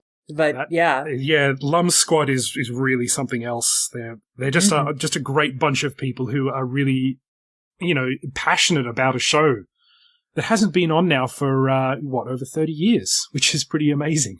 Yeah, I mean, we got to keep the love of Lum alive. But yeah, let's read off the first. And question. So Chicory, who's at Chicory's _ it's my friend Michan, who is Sydney based. Do you think Urusei Yatsura would ever work as a live-action movie or television show? Yeah, I think you could pretty easily. Like, in some respects, a lot of the appeal of Urusei Yatsura is the fact that it is a cartoon. So there are things about Urusei Yatsura that's not going to translate to live action.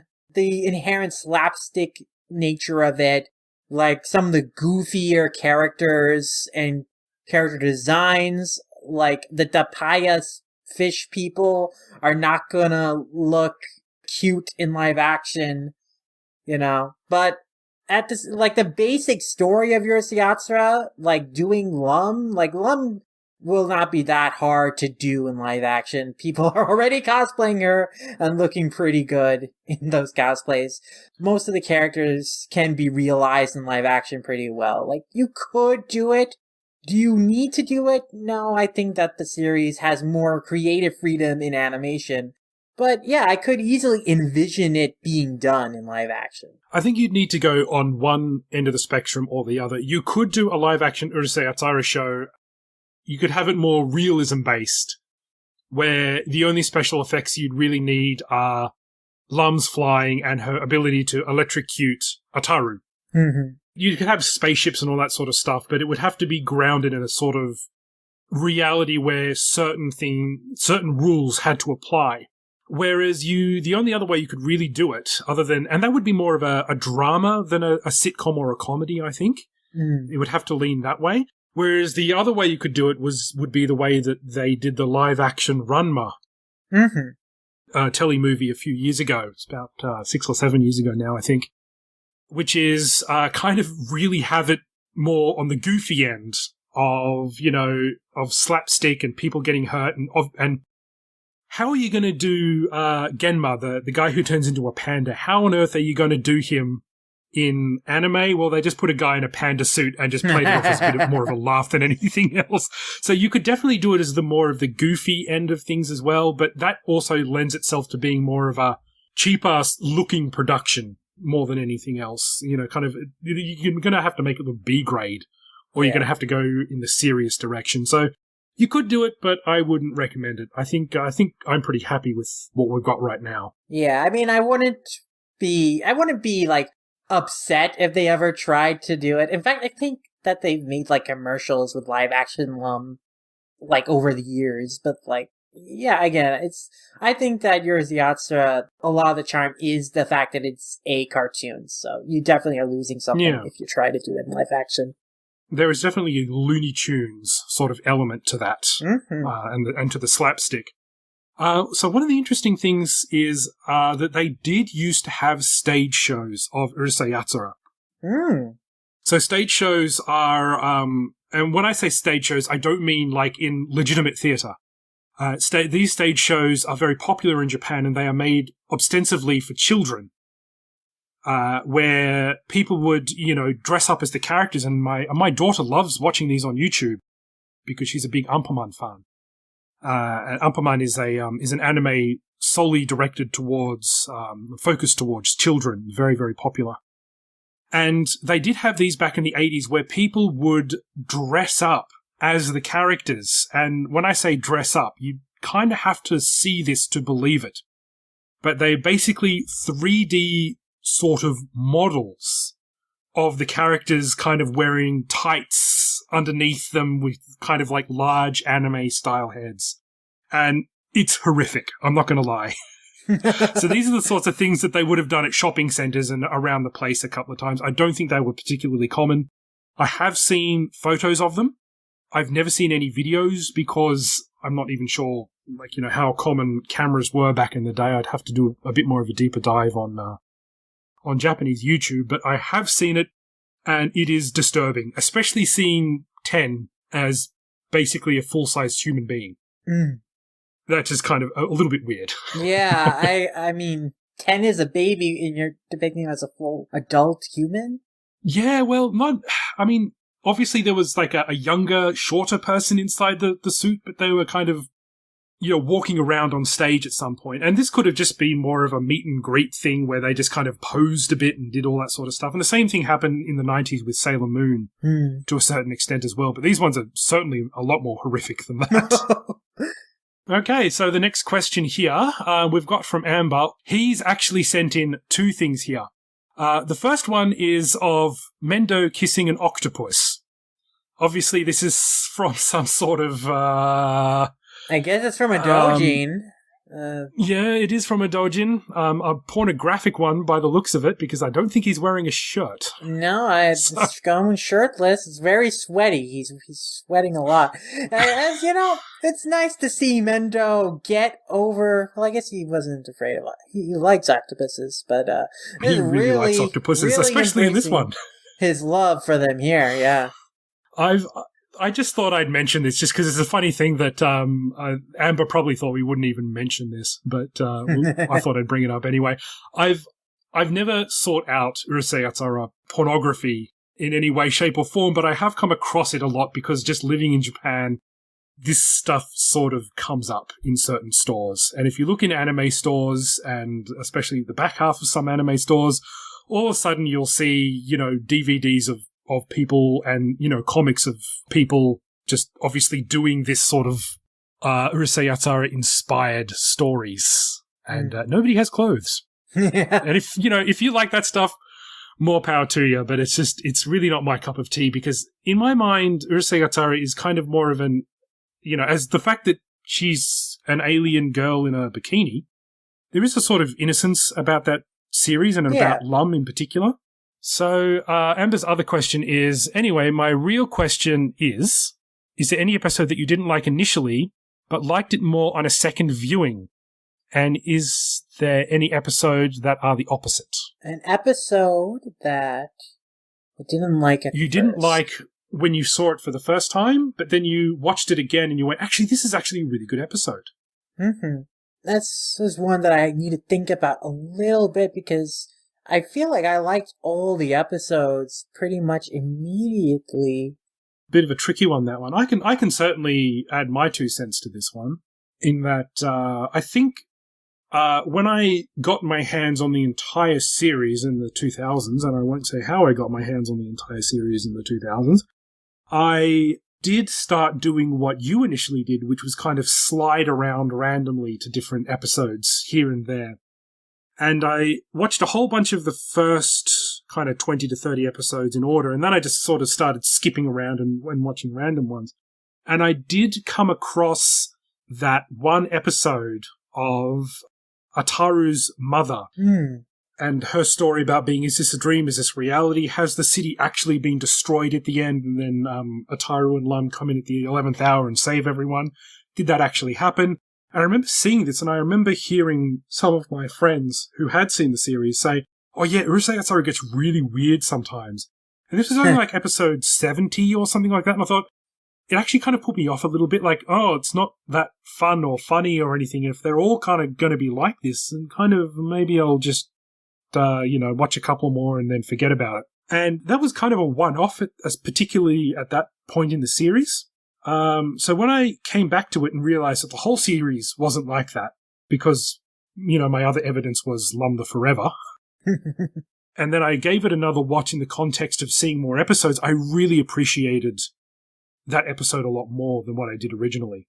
Because I thought that was just kind of, they were doing that with every single character going forward, because I was just randomly skipping around. But I think that episode, in the context of the series, I really grew to appreciate it, because I've given it, 2 or 3 more viewings since then, and it's a popular one that when I do the episode streams, people have requested of me. And the more I kind of watch it, the more I'm appreciative of what they were trying to do in that episode. Yeah, I love that episode a lot. Even on first viewing, I love that episode.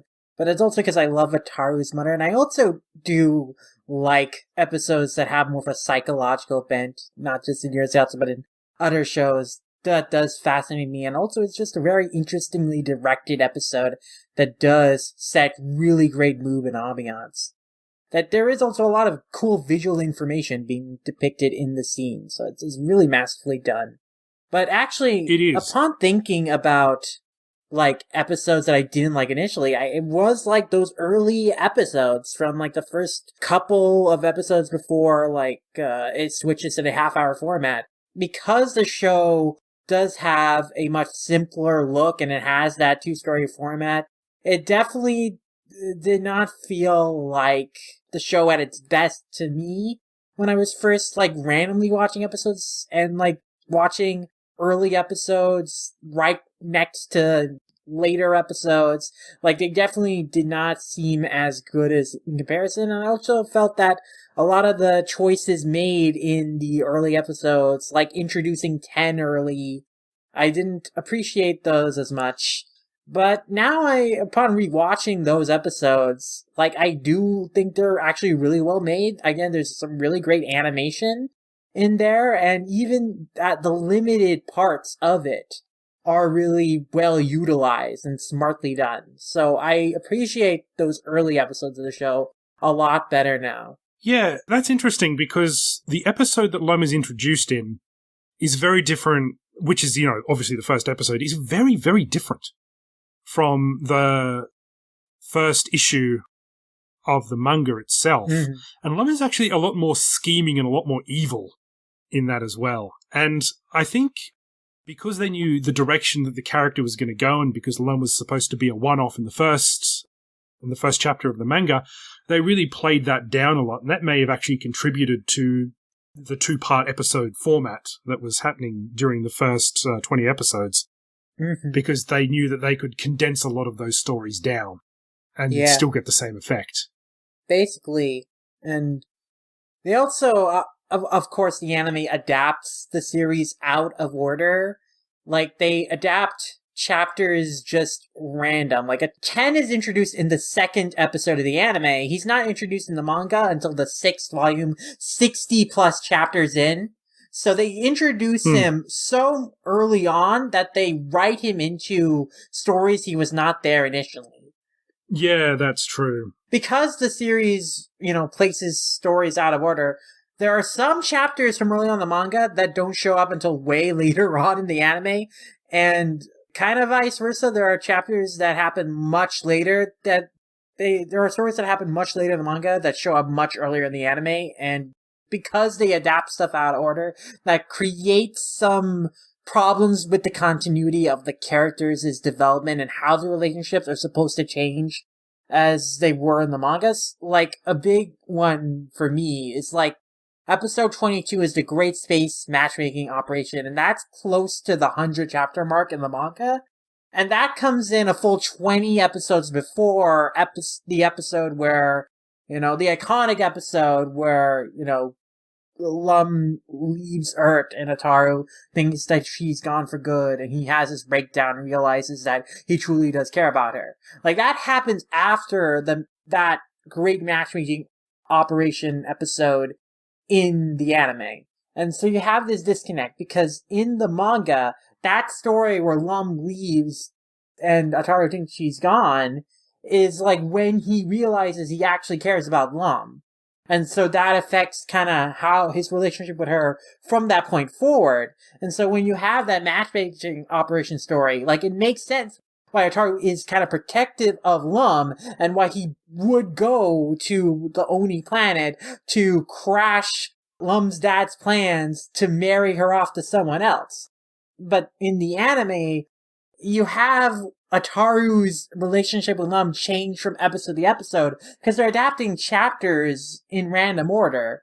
And so, in one episode, Ataru will really care about Lum, and then in another episode, Ataru will want nothing more to get away from Lum, and that's all because they're adapting the story out of order, and they're not really taking into account that the relationship between the characters and how Ataru feels for Lum does kind of change step by step over the course of the series, and it kind of stays consistent in the manga in a way it doesn't in the anime. Yeah, I think that's very true. And Ten can be a divisive character, because Ten is sort of essential to Urusei Yatsura, because he's, one of, I suppose you could call him an antagonist towards Ataru. Mm-hmm.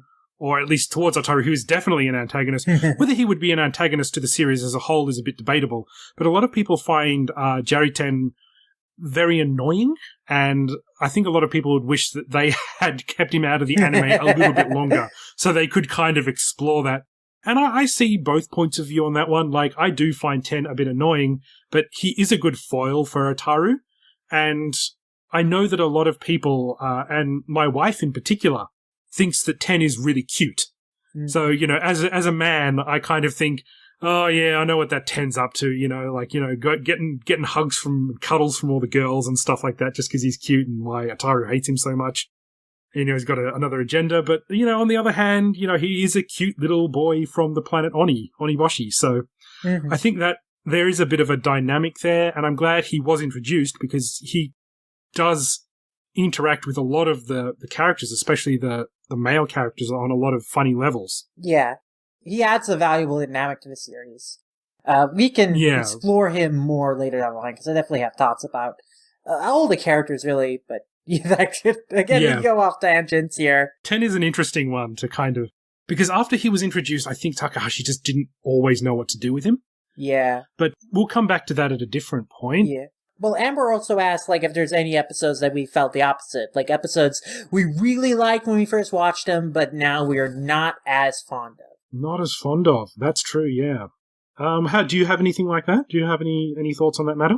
In terms of episodes that I'm not as fond of now, I think I liked the Lady Ryunosuke episode in the anime when I first watched it, but the more I think about it, the more I realized how I feel Oshii in particular really did not understand Ryunosuke as a character, and what her idea of what she actually wanted in terms of embracing her gender identity. Because the whole Lady Ryunosuke episode in the anime is a real taming of the shrew kind of situation, where Onsen Mark is making Ryunosuke be the prim and proper feminine woman. That's not what Ryunosuke wants, but the anime, I feel, tries to, at least, especially in the Oshii episodes, I think it tries to position that Ryunosuke wants to be traditionally feminine and womanly, but that's not actually what she wants. She wants the freedom to explore her femininity, but she doesn't hate who she is and how she naturally expresses herself. She just wants to be able to have the freedom to express her femininity without being forced to be under the strict thumb of her father and his demands for how she lives and the way she presents herself. She wants the freedom to wear a bra and to wear something cute if she, wants to. That, but she doesn't want to change her personality and who she is fundamentally. But I feel like Oshii's interpretation, that's what she wants, and that episode goes to that extent where Ryunosuke's entire character has been changed, but that's not what she wants. And I feel like, as much as I like Oshii's works, I do think there's some ideas and opinions he has about masculinity and femininity, the ideal man, ideal woman that is rooted in some sexist and outdated ideals, and I think that episode's very much embodies that. I think that's true. Ryunosuke has her own identity, and she's struggling to kind of work out what that identity is. Yeah. She does want to become more feminine, but she also doesn't want to give up some of the traits that makes her who she is. Yeah. And strength is certainly one of those characters. And I think Takahashi obviously really latched onto those ideas and those characters because they're kind of proto-Genma and Ranma from Ranma Half. Mm-hmm. But at the same time, Oshii just didn't quite understand what to do with them, but they played such an important role later on in the manga that they did really have to be introduced at around that time. Yeah, I mean, Ryunosuke is arguably the third most important character in the manga after she's introduced, in terms of how many stories are about her in the series after that point. She has a lot of storylines to herself. She does overtake the series for a lot of stretches of it. And there are still good Ryunosuke episodes in the Oshii run. In fact, most of them are good because they stick close to the manga story. But it's this one particular example where the original story is changed to such an extent that it really shows what Oshii's perception of what Ryunosuke as a character was so fundamentally different from what it is supposed to be in the manga and what Takahashi's vision of her and depiction of her is, and that's, when I think of that makes me very disappointed, because Ryunosuke is a character that I really love, and I really am invested in her arcs throughout the series, so... Definitely. Yeah, but that's one episode that comes to mind for me. All right, we should move on to the next few questions. Mm-hmm. We're hitting the 2-hour mark now, I think. Do you guys think the relationship between Lum and Ataru are different between the manga and the anime? I personally think Ataru is a lot more scummy in the manga, whereas their relationship seems way more legitimate in the anime, and that's from Carlos at B_type_H_style. Do you have any thoughts on that one? I mentioned this earlier, but I feel the relationship is developed more organically in the manga because, Ataru's relationship with Lum, how he feels towards Lum, naturally changes over the course of the manga. Whereas in the anime, because they're adapting the stories out of order, how Ataru treats Lum differs from episode to episode, especially early on. I can definitely understand seeing the relationship in a more sweeter context in the anime, because the anime does introduce earlier on these sweet romantic stories of Ataru and Lum, having just genuinely heartwarming moments with one another. Episode 10, Pitter Patter Christmas Eve, that's very early on in the show, and that's a very, sweet episode where it ends with them holding hands, walking through the snow. And you have episodes like that very early on in the show. That's that makes you think, so they really do care about each other and like each other.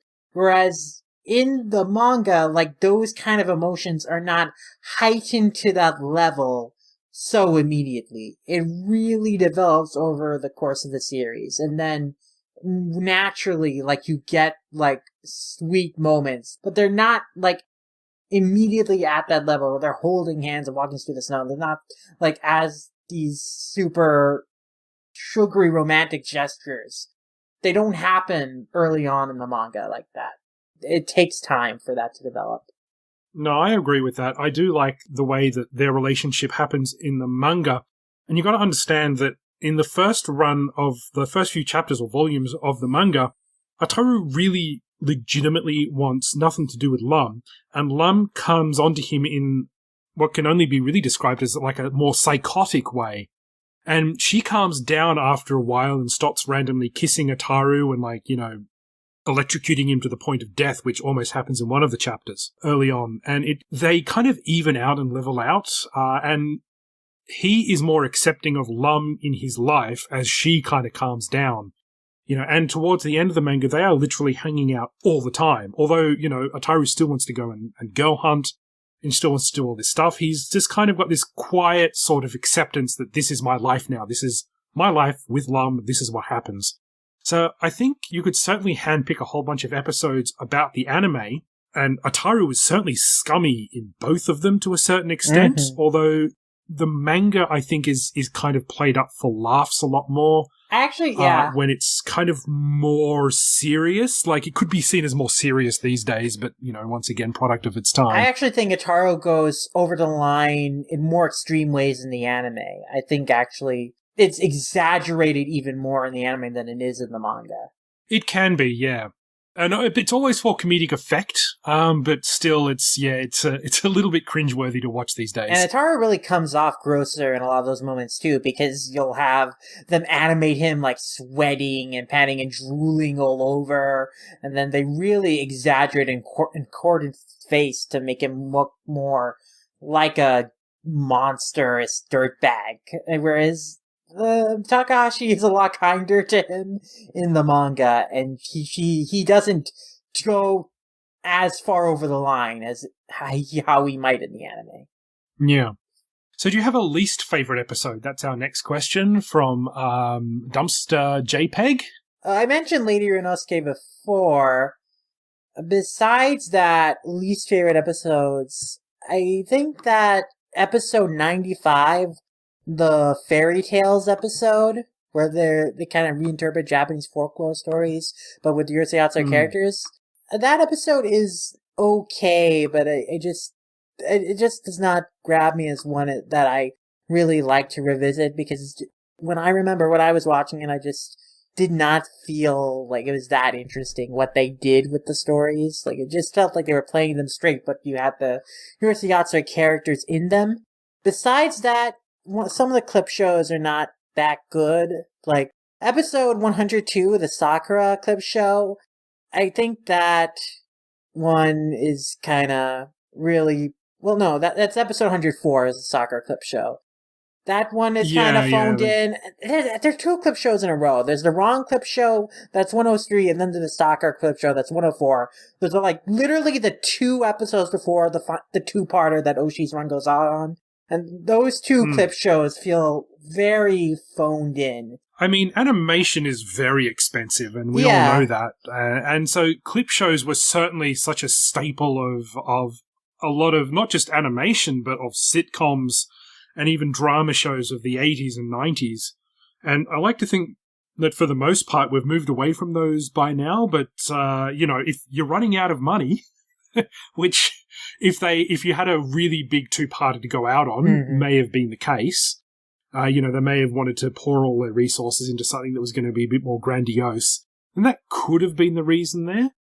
I would say that, like, aside from the clip episodes, and you're going to hate me for my opinion on this, but there is one episode where Ataru decides to resign, and everyone thinks that he is resigning from being Lum's husband, and says to Megane, I want you to take over. And that episode I just couldn't watch more than once, because Megane just goes kind of overboard, and because they kind of fill this out to be an entire episode of Ataru just kind of like looking sad into the wind, going, no, just my time has come, I've had enough. But it focuses a lot on Megane, who, while he has such more of a personality in the anime, it goes kind of a little bit beyond creepy in this one for me, where he's having a 5-minute pretend conversation in his bedroom with a pillow surrounded by lots of pictures of Lum and how he's going to come onto her. And it's like, I can't sit through that ever again. This is kind of why I love that. I love that story, both the manga version and the anime version, and they're completely different. If you read them, they're like completely different outside of the premise that Very, Ataru very different. is giving up his position as class president, but everyone thinks he's giving up on Lum. In the manga version, that's only like the first couple pages, and then the rest of the chapter just spirals into other people thinking that he's giving up being on the main character, and then they all vie to be the main character. I love that's so the fourth wall breaking in, because like Cherry comes up and goes, "Oh, with my face and with my awesome voice, I'm going to be the new," and protagonist of Urusei Yatsura. It breaks the fourth wall in a way that it just never happens in the anime. But the anime, they have to fill it out, and just Megane in that episode it literally sent shivers down my spine. They completely rewrote it, but no, that's actually one of my favorite episodes, and it's because Megane. See, the thing is, like, Megane is Oshii's, like, pet character. Like, often he's he's basically the voice for all of Oshii's ideas and, like, things he actually believes or, like, actually likes. But, like, in this episode, Megane is actually portrayed as a loser.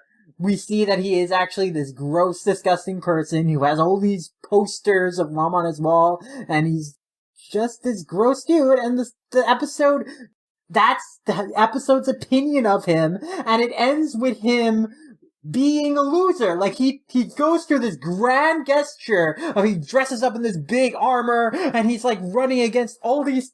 this is another reason why I love the episode, too, is that it escalates out of control in just an amazing way, and that Shinobu thinks that the power balance in the school is gonna go awry if Ataru breaks up with Lum, so she conspires with all the other girl gangs from the other school, and they hire goons, and they all are, like, hunting down Ataru to make sure he does not give his speech in class. Megane has to come to Ataru's rescue and, like, fight him off while Ataru escapes to class. It's just, the way it escalates is just so freaking hilarious. I love it. I do like the escalation and those, as you mentioned before, the grandiose speeches that they make, the faux intellectualism of, this is what I stand for, this is the hill I'm prepared to die on. And Oshii does love that sort of stuff. But I think just sometimes the character of Megane, and a lot of the characters always go too far, but there's just something about Megane who just has this weird obsession with fascism. Yeah, that's like the way they salute each other and all that sort of stuff, and Oshii thing, and the way he just becomes really stalkery at some points, where I just can't fathom it. Yeah, but that's just me. Yeah, Oshii really likes the kind of character Megane is, which is why he basically made a clone of him for Patlabur. In, like, one of the mechanics in Patlabur, he looks exactly like Megane, and he acts exactly like him. He just made the character again for Patlabur. But, yeah, and also all those traits of, like, military fetishism, especially, like this, interest in fascist imagery, and all that stuff. That stuff Oshii is a real big fan of it. Incorporating into his works. It's a whole the military otaku or the Gundam otaku. There's an interesting cross section there. Actually, a lot of people who love the TV show Gundam don't specifically identify as like anime otaku. They are specifically Gundam otaku because they feel that the show Gundam is very separate from other anime because of its military storylines. It's an interesting case study. Yeah. But also a little frightening, the way some people react to that. Yeah, well... so our next question from @Arlong64, 2 A's. What period of the show do you enjoy the most? It changed quite a lot over Oshii's run, plus there's the later Yamazaki stuff. Personally, I think maybe the middle of the Oshii era, maybe somewhere like episodes 40 to 80-ish. And I think we've already pretty much answered this question. It's very similar to another question about which style we enjoyed the most. Well, I said that I like how the show looks best in the Dean years. I actually would agree with Aaron Long here that 40-ish, 80 episode range, that is, I think, probably the best string of episodes of the show. If you would like to cut out a piece of the show, which was like some of the best string of episodes, I would say that. Even more narrowly, I would say the episodes in the 60s and 70s are like the highest density of my favorite episode, and especially the 70s, where you get a lot of the anime original episodes. You get Shinobu's Cinderella story, episode 71, and then there were none, episode 75, and then episode 78, Mother of Love and That is a very Banishment. good episode, 75. A string of incredible anime original episodes, but even beyond those, all the adaptation episodes in there are incredible. Like, that's a really great stretch of episodes. I think I've watched that stretch of episodes more than any of the other stretches of episodes, because that has the highest density of my favorites in them. So, yeah, the 60s and 70s are like my favorite stretch of episodes in the show. I would probably go 20 to 50, because they're probably, there's a lot of classic ones in there where they adapt a lot of the manga stories very well and add some of their own extra content. But they also do they start, branching out and doing some more of their own work in there as well. So I think probably 20 to 50 would be my range. Just probably out of the ones that I've just seen the most, and I'm more than happy to go back to and watch again when people request it for the episode streams. Mm-hmm. So next one, what is Urusei Yatsura's popularity in Japan? Does the average Japanese person or Japanese anime manga fan remember the show? That is an excellent question, actually. So, Lum, most people, the overwhelming majority of people who are anime fans will recognize who Lum is. They might not have seen it, Urusei Yatsura, but it's kept alive just through people mentioning it. They still make pachisero and pachinko machines. There's a new pachinko machine coming out this year, actually, and that's getting a lot of buzz online. They did the 30th anniversary back in 2008. They've done the 40th anniversary last year with pop-up cafes. So I would say most people in Japan know who Lum is. Mm-hmm. Just from my, and I'm a little bit biased here. It's fair to say, but in the anime gate on the Seibu Ikebukuro line, they have 4 bronze statues of anime characters. One is Tomorrow's Joe, one is Galaxy Express 999, one is Atom Boy, Astro Boy, and the 4th one is, of course, Lum from Urusei Yatsura. So I think it is still in the public consciousness in a way that even if people might not even know the title Urusei Yatsura, they do know the character Lum. Yeah. Even if it's just very, very kind of just at the back of their brain and the corner of their memory. Yeah, I mean, she's literally immortalized as a bronze statue alongside other incredibly classic characters. So I think the series has definitely left an incredible cultural impact, for sure. Okay, so for the next question, as a City Hunter fan, the character analysis of Ataru from P1 connects with me. Lol, I think that's more a comment than anything else. Yeah, it is a comment, but yeah, I'm glad that they enjoyed our character analysis of Ataru. I think he's an incredibly fascinating character. I think there's even more to say. I think there's a lot more to say about Ataru, and I because I do love Ataru, but I also realize that in this day and age, he's very wrong. Mm-hmm. You can't really, and anime series do try and get away with that, but it's becoming a lot less common than it used to be. And he was almost kind of like the prototype kind of in that scenario. Mm-hmm. Of having a guy who was just so bloody horny all the time.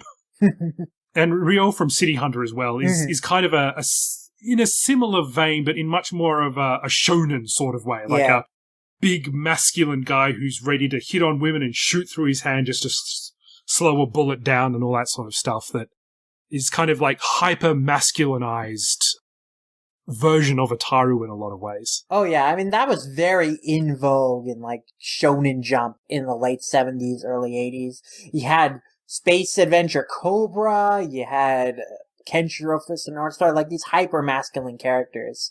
And Cobra and Real Saiba, those are both characters who are, their behavior is problematic today, but they are supposed to be this masculine ideal of this super cool guy who gets all the ladies, and they can behave however they want because, they're just that suave at the end of the day. And and that's the thing. That's the difference. In City Hunter, he would come on to women and women would go, I don't really like you. But by the end of the episode, they'd all fall in love with him inexplicably, because he's just so cool. Ataru is just kind of the opposite in the fact that he's not actually that good looking. His moves are not all that great. He will hit on women, and by the end of the episode, he gets slapped. Yeah. At best. Yeah. Ataru's affections are never returned or... Very rarely. Or rewarded, which is nice. But, yeah. It is good, because he shouldn't win. Mm-hmm. He really doesn't deserve to win. Mm-hmm. Okay, next one. One of the libraries has a copy of the new release of Urusei Yatsura in cataloguing, so I put a hold on it. I hope they're able to get VizSig 2 and 3. So once again, more of a comment. Yeah, this is a comment from Allison, a friend of ours.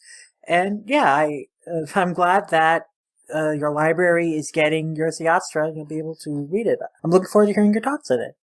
I am really happy that libraries in America and in other countries around the world, and it's happening in Australia too, are actually aware of the phenomena of manga and anime and are actually getting these sorts of books in. They're advancing with the times. That never happened in the 90s when I went into a library in Canberra. And it's good to see that when I went in there lately, and I don't go into a lot of libraries anymore, they did actually have quite a range of anime and of manga more than anything else. But they had a bit of anime. They do have some DVDs you could borrow and stuff. I would even go as far as to say that some of it was inappropriate. Strawberry marshmallow, Ichigo marshmallow is, that was in the kids section. Whoa. And that's not, I mean, it has kids in it. It ain't appropriate. Trust me. I've read one issue of that and it's not cool. Okay. And so our last question, and this is from Luffy, a prominent member of Lum Squad and an excellent cosplayer at Seripuff. Give them a follow. What would you change about the anime if you could? So if there was one overarching change you could make to the characters or situations or episodes, what would that be? I would have them adapt the chapter where they go to the future and they see that Ataru has a kid in the future. And then we have the revelation that that kid is supposed to be the kid of Ataru and Shinobu. So we have that established as a through line for the show in the anime, like it is in the manga. That at the back of your mind, you're like, wait, we know this future where Ataru's supposed to be with Shinobu. So how does the relationship with Lum pan out? Like, how does that get to that? And then you set up properly for Inaba the Dreammaker, and then the thematic kind of climax to the relationships and the character development that we've had up until that point. To me, that's very important. So would you show that early on in the series? Yeah, like as it originally was in the manga? Yes. You'd show it like in the first sort of 10 episodes? Yes, I would, because that's such a crucial story to me in terms of like really understanding the character arcs of the main trio and like also the central themes of the show and the series. So yeah, I would put that very early on because I think that's a very integral story and it's a real shame that it's not in the anime. I think I would agree with that actually, because that made a very big impact on me at the time in that, as much as you love Lum, even though she is, as I said, very, very much a little bit psychotic in the first few chapters, is that you kind of tend to think that maybe Ataru and Shinobu are actually meant to be together, and this predicted future, which they did, kind of proved that in some ways. And by the end of the episode, Lum was, that chapter rather, like Lum was just clinging to Ataru, almost fanatically saying she just doesn't want to let him go for any reason at all now. And that kind of showed like Lum's vulnerability there as well, which is interesting. Mm-hmm. I would say I do really appreciate that the anime and the manga are very separate things. I think one of the really early episodes had Onsen Mark as a very different sort of teacher and character than he would become later on, who kind of had a bit of one of the teachers that they introduced early on. Kurihashi or something, the pedophile who is into Lum. Yeah. Yeah, I would definitely get rid of that episode. Yeah. But I think, that one was just creepy more than anything else. Not a great character. The one thing I would transfer from the manga over to the anime is Kosuke. Mm. And I know Poma, as his name kind of more translates to, is functionally what they use instead of Kosuke in a lot of these episodes. But Kosuke has an interesting relationship with Ataru in the fact that he's often in cahoots with Ataru. He's not trying to get with Lum, although I think he low-key has a crush on her like everyone else does. Mm-hmm. He's kind of more of a friend to Ataru, and Ataru in the anime is very much long-suffering, can't really trust anyone, although certainly has a friendly-ish relationship with everyone. You know, it's always this sort of thing where they're always conspiring to get rid of Ataru. Whereas Kosuke kind of joins Ataru on a lot of his misadventures, and, you know, he's one of the troublemakers at Tomobiki High, and I kind of like that camaraderie that he has. And they do genuinely fight and have scraps and stuff like that because, you know, Ataru will steal his lunch or whatever. But I do like the fact that Ataru, at least at some stage, has a real friend. Mm-hmm. And he has a bit more of a personality in the manga as well. Like, I think he's only ever appeared once or twice in the anime, and that was in the OVA that they did in 2008. Yeah. It is kind of a shame. In the anime, Ataru really has no friends. Because all the people he hangs around with loathe him or just tolerate him at best. Yeah, and I think that's a bit of a shame, because for all of Ataru's faults, of which there are many and numerous, you know, he does have a soft spot, a soft side, and you know, he does have this sort of thing where he is, you know, occasionally a good person. Mm-hmm. And I think giving him a genuine friend to bounce off probably would have, like, softened him up a little bit. Mm-hmm. I'd agree with that. You know, just as someone to interact with that isn't antagonistic to him would have been a good outlet to allow him to express emotions or, like, reveal sides of his character that we can't get if, you know, he's interacting with characters that he knows are antagonistic towards him, like Mendo and the Stormtroopers. Yeah, exactly. So I think we'll end this episode on what our favorite episode of all time is. What is your favorite episode of the anime? Episode 157. I love Darling's sincerity. The episode with Nozumi the ghost girl. Nozumi, yeah. The episode where this girl, Nozumi, she like was bedridden from disease, but like every day out the window she would see Ataru like just running in full life, and like that inspired her. And so she, you know, her last wish was to, like, you know, spend a day with him and go on a date with him. And she passed away, but she comes, you know, she lingers on as a ghost because she has that one, you know, last wish. And like her mother kind of reaches out to Sakura, who then reaches out to Ataru to like go on this date with her. And like at first Ataru is like all creeped out by the idea, is like he doesn't want to do it, but then when he sees Nozomi, like you see something like change in him right there. And then he does his shtick of like, he asks, "Oh, what's your phone number?" and complimenting her. Yeah, he does his normal but thing. Yeah. There's something, you can tell there's something different about it by the way he's saying these things. It's gentler, it's softer, and throughout the episode, you're kind of in Lum's shoes. Like, you're watching Ataru trying to figure out, like, what's going on here. Like seeing him treat Nozomi, go on a date with her, and really try his best to make her happy. And you have in the episode a moment where Megan watches Ataru, and they're thinking the worst of him.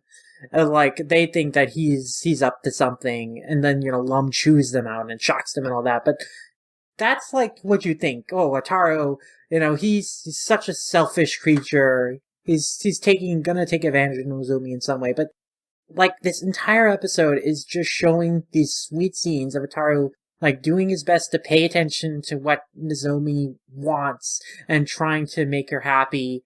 And it ends in just this beautiful scene where, you know, Nozomi finds that like happiness, like the fireworks kind of she's able to pass on. She's able to pass on because, you know, she wanted to spend like a moment like with Ataru under snowfall, and like there are some fireworks that kind of look like snow, and like after that beautiful fireworks scene, like then she's able to pass on. And then throughout this episode, Ataru's wearing this heavy winter coat because Nozomi passed away when her lingering regret is that, you know, her lingering wish was like to spend time with Ataru, like, in winter time, under the snow and all that. So, like, she had knitted him in the hospital, like, this winter coat. It's really heavy. Like, this is in the summer when they're going to the States. So he's wearing this winter coat, this sweater. It's very heavy. He's hot. He's sweating under it. And so it seems painful for him. But, like, when Nozomi passes on, that's his opportunity. Like, you don't have to wear this sweater anymore. But, you know, he says, you know, no, I'm just going to wear it for a little bit longer. And then you have that beautiful... And it's a very special part because the way that he is uncomfortable and you notice how uncomfortable he is during the entire episode. But he doesn't complain. That he's sweating, but he doesn't let up once. Yeah, he doesn't complain. Like, it's just a pure showing of Ataru's selfless side that we don't usually see. Like, this is Ataru dropping the facade that he normally puts on, like this monkish, like, idiot pervy character that he puts on, and then being like the sincere, genuine person with Nozomi, having like compassion and empathy, and like really doing something purely selfish just to make this girl happy. It's just such a compelling story, and it has just this beautiful framing device in the anime that they add in that I think was just amazing, with the mother of Nozomi just watching them on this date. And, you know, she's being frustrated at times because Ataru is eating up a storm and she's flooded with the bill or whatever. But it culminates in this final scene where, like, she visits Nozomi's graves and she sees that Ataru has left, like, flowers for her. And then she's wearing this parasol throughout this entire episode that she's holding above her. And then, like, at this moment, she kind of, like, takes down the parasol and then looks off at, like, the sea and then just kind of gives a bow, a silent, like, thank you to Ataru for what he has done for her daughter and helping her find happiness. And then you have the amazing final, like, sequence of, like, Lum kind of being proud of Ataru, and then, like, just these amazing kind of kindly soft-spoken lines of, like, darling, you're so kind, and like Ataru saying, I'm always kind. It's just an incredible character episode for Ataru, and it's just so beautifully made. There are just some gorgeous sequences in here. It's such a really compelling story. To me, this episode truly shows both the artistic side of the show at its best, but also the heart of Urusei Yatsura at its best. Its characters at its best, and I truly love it. And this is a great Yamazaki episode as well. It this is very heavily based off the chapter of the manga. But they also have like some extra scenes in there where Nozomi has like a little pet bird. And then after she dies, the mother lets the little pet bird go, and, you know, to symbolizing that she's finally free of this existence. And it's just a nice few little touches like this. And if you say, oh, Oshii's the end all be all of Urusei Yatsura, and watch this episode, because I think it'll really change your mind on how the series is as a whole. Most definitely. Especially in the later episodes. So that is a really good example. I'm actually incredibly fortunate enough to have one of the Genga, which is the animation keyframes of that episode, the character model of Nozomi herself, which is very, very precious to me, actually. I came across it when I was looking through cells in Nakano Broadway, and I came across this one, and it was only like 500 yen or something like that. It's about $5, and I just kind of went and bought it straight away before I was even finished going through everything. It's just in case someone else saw it and got it. But it's such a sweet episode that it's really good to have, you know, just a small part of that in my collection. But what about you, AC? What's your favorite? God, it's so difficult to choose a favorite episode. The matchmaking party probably holds a special place in my heart, especially in the anime, because it is like a full episode rather than just a 15-minute one. It is the first of its kind. Ataru really does go above and beyond in that particular anime and goes into space. Not for the first time, but the way that he's kind of depicted as this grasshopper-like man is also just really comical. And the fact that he tries to underplay it when he gets back to Earth and everything's returned to normal, he's still in this kind of grasshopper pose because he's been kneeling in intense spaceship for so long. that he still goes, no, I don't know what you're talking about. That wasn't me. What? No, I'm glad you're back, whatever. Another one of my favorites is probably the Yellow Ribbon episode. It's an early 15-minute one. I think I like the manga version more than the anime version, but I still really love the depictions of Lum without her powers, because she's even more kind of lost and innocent than she normally would be. But that makes her cling to Ataru even more, and then she beats him up for real. Like, she scratches his face, she's kicking him, and it's like worse than the electric shocks. So when she is finally, the ribbons which seal away her powers are finally taken off, she gets angry. More angry and more than you've probably seen her up until that point. But I suppose one of and this will be the last one that I mentioned, because I can't really choose a favorite, but I really do like any episode that has Lum's father in it. And there is this episode where he comes to Earth because he's been kicked out of home. And I could watch this episode infinitely, because it's just this stupid, misogynistic, and, he's kind of a prick, really. Yeah. And at the end of the episode, he gets what's coming to him as well, because Lum's father comes back to Earth and he's giving this big, important speech about masculinity and how you shouldn't stand up, and then he gets the shit beaten out of him by Lum's mother, who has the same sort of temper that Lum does. But at the end of that episode, there is this kind of poignant moment where Ataru's dad, who has very much been the undertrodden character until now, is kind of pouring himself a drink. And Ataru's mother tries to take it off him, and he goes, no, it's mine, it's mine. And pours himself the rest of the sake and drinks it. So for such a what you'd call, I suppose, in the old vernacular, a beta male, someone who doesn't really have a lot of power at his home or his work or anything like that, kind of makes a stand for himself and goes, no, this is my little corner of the world, and I'm just going to take a little bit more sake than I usually would. And it's kind of a bit of a misogynistic moment in there, but I just kind of like the way that episode ends with a little bit of Ataru's dad, who I think is underutilized during both the manga and the anime. Yeah, he gets some moments.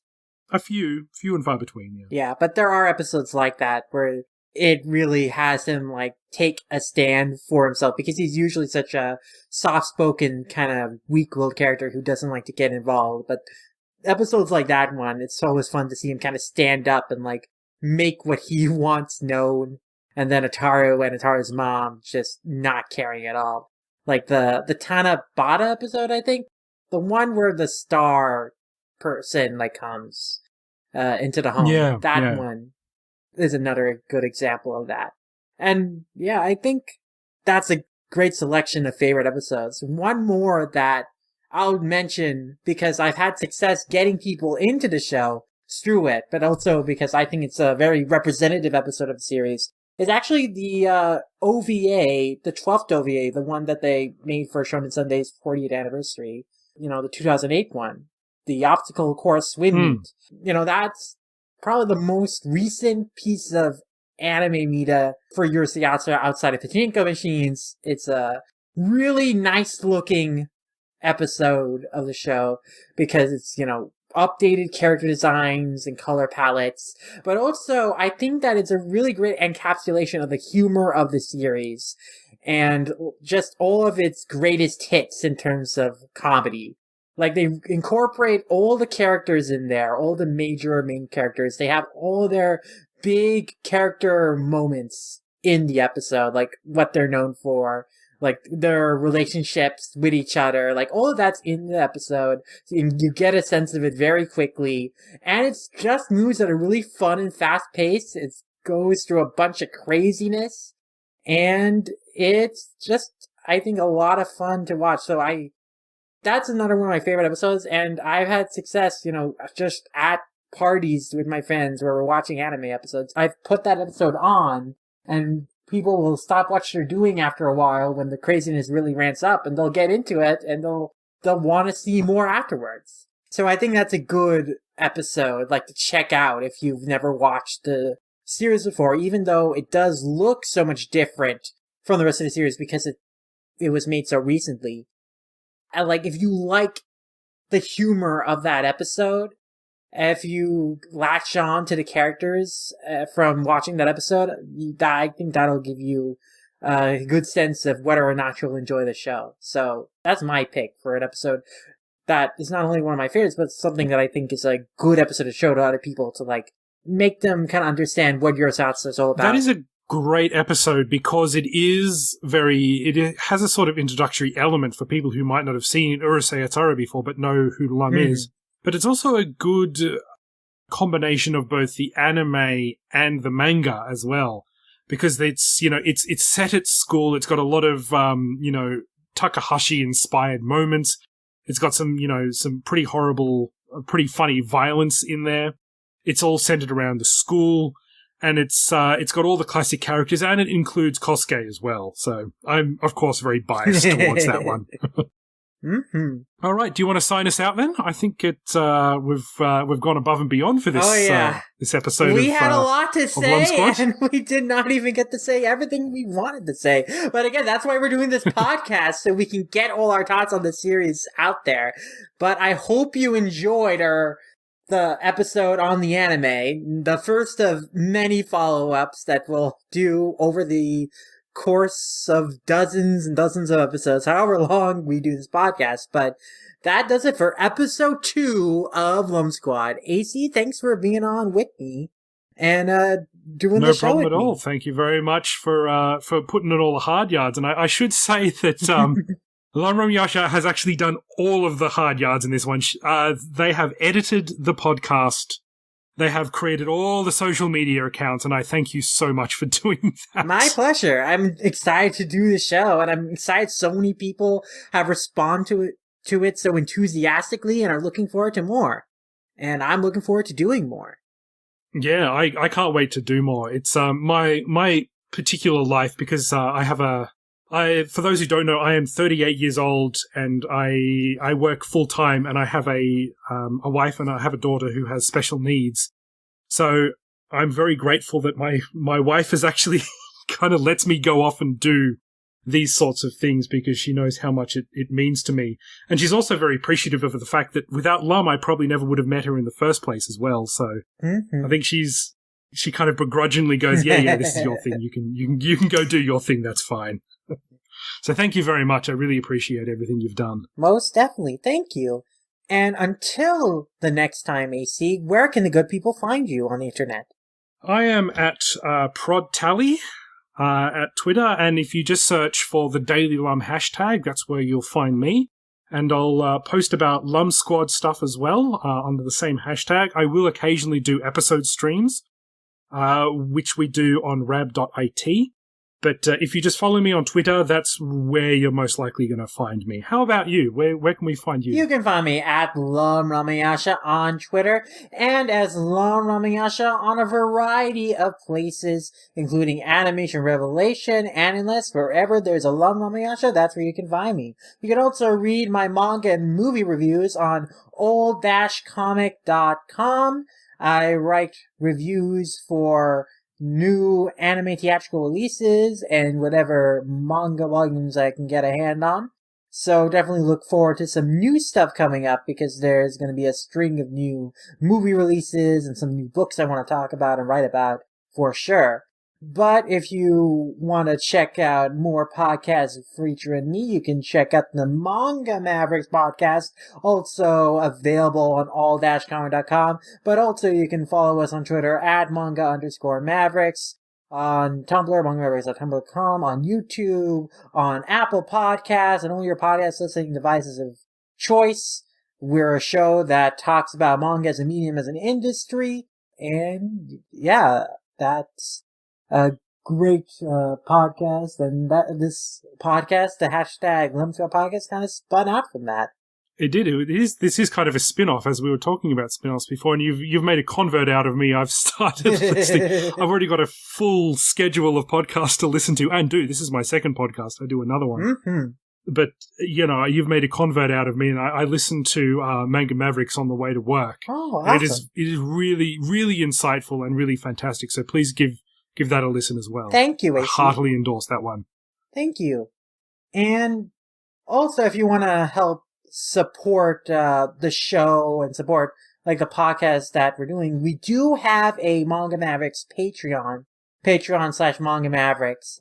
We have some awesome tiers there. If you want more podcasts from us, we have a $5 tier for bonus podcasts. We also have a $15 tier for unreleased podcasts that we recorded but have never seen the light of day, as well as a lot of bloopers and extensive blooper archive, almost 100 bloopers. So if you want to see outtakes that were never put into episodes of the show, that were cut out, you have access to that there if you support the Patreon. And that would really help us cover the costs of producing the show, material costs of getting books to read on Manga Mavericks, and it would help support this show as well. So definitely, if you are so inclined, patron us at patreon.com/Manga Mavericks, and if you just want to throw a tip our way, don't really need like a reward off Patreon or anything, you can throw a tip my way at Ko-fi/LumRamiasha, and I have a personal Patreon as well, Patreon/LumRamiasha, and that would be greatly appreciated too. But as for Lum Squad, #Lum Squad, and where you can follow and find more of this show, right now we are posting episodes in the Manga Mavericks feed, but there will be dedicated #Lum Squad feed set up in the near future, working out the kinks with that, but look forward to that. In the meantime, you can also find us on all-comic.com. We're also on Twitter at Lum_squad. We're on Tumblr, lumsquad.tumblr.com. We're on YouTube. Just search for our channel name and you'll find it. Link is also in the description. And I've actually bought www.lumsquad.com as well. So basically, at some point, I hope to put something up there that'll just basically redirect to any of those places. But I thought I needed to do anything to try and help promote the show, and that was available, so I decided to buy that. Yeah, so definitely look forward to the Lum Squad website in the future. We'll definitely get that up and running in some point in the near future. But in the meantime, if you have any questions, comments you want to send to us, you can send that our way at lumsquadpod@gmail.com. We'd love to hear more of your questions or comments on the show, feedback. Yeah, thank you very, very much for all the questions you've been asking. It's really encouraging for us.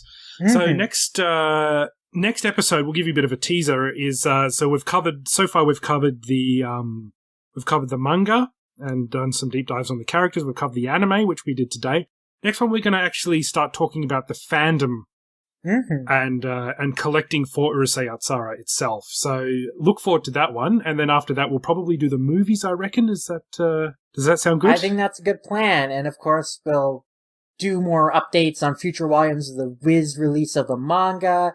And there's so many things we want to do with this show that there's I keep saying it's a finite resource, but it's really not, is it? It just keeps going. There's so much you can take from this thing that ended 30 years ago. Yeah, there is an endless depth of things to talk about Urusei Yatsura, which is why we're doing the podcast.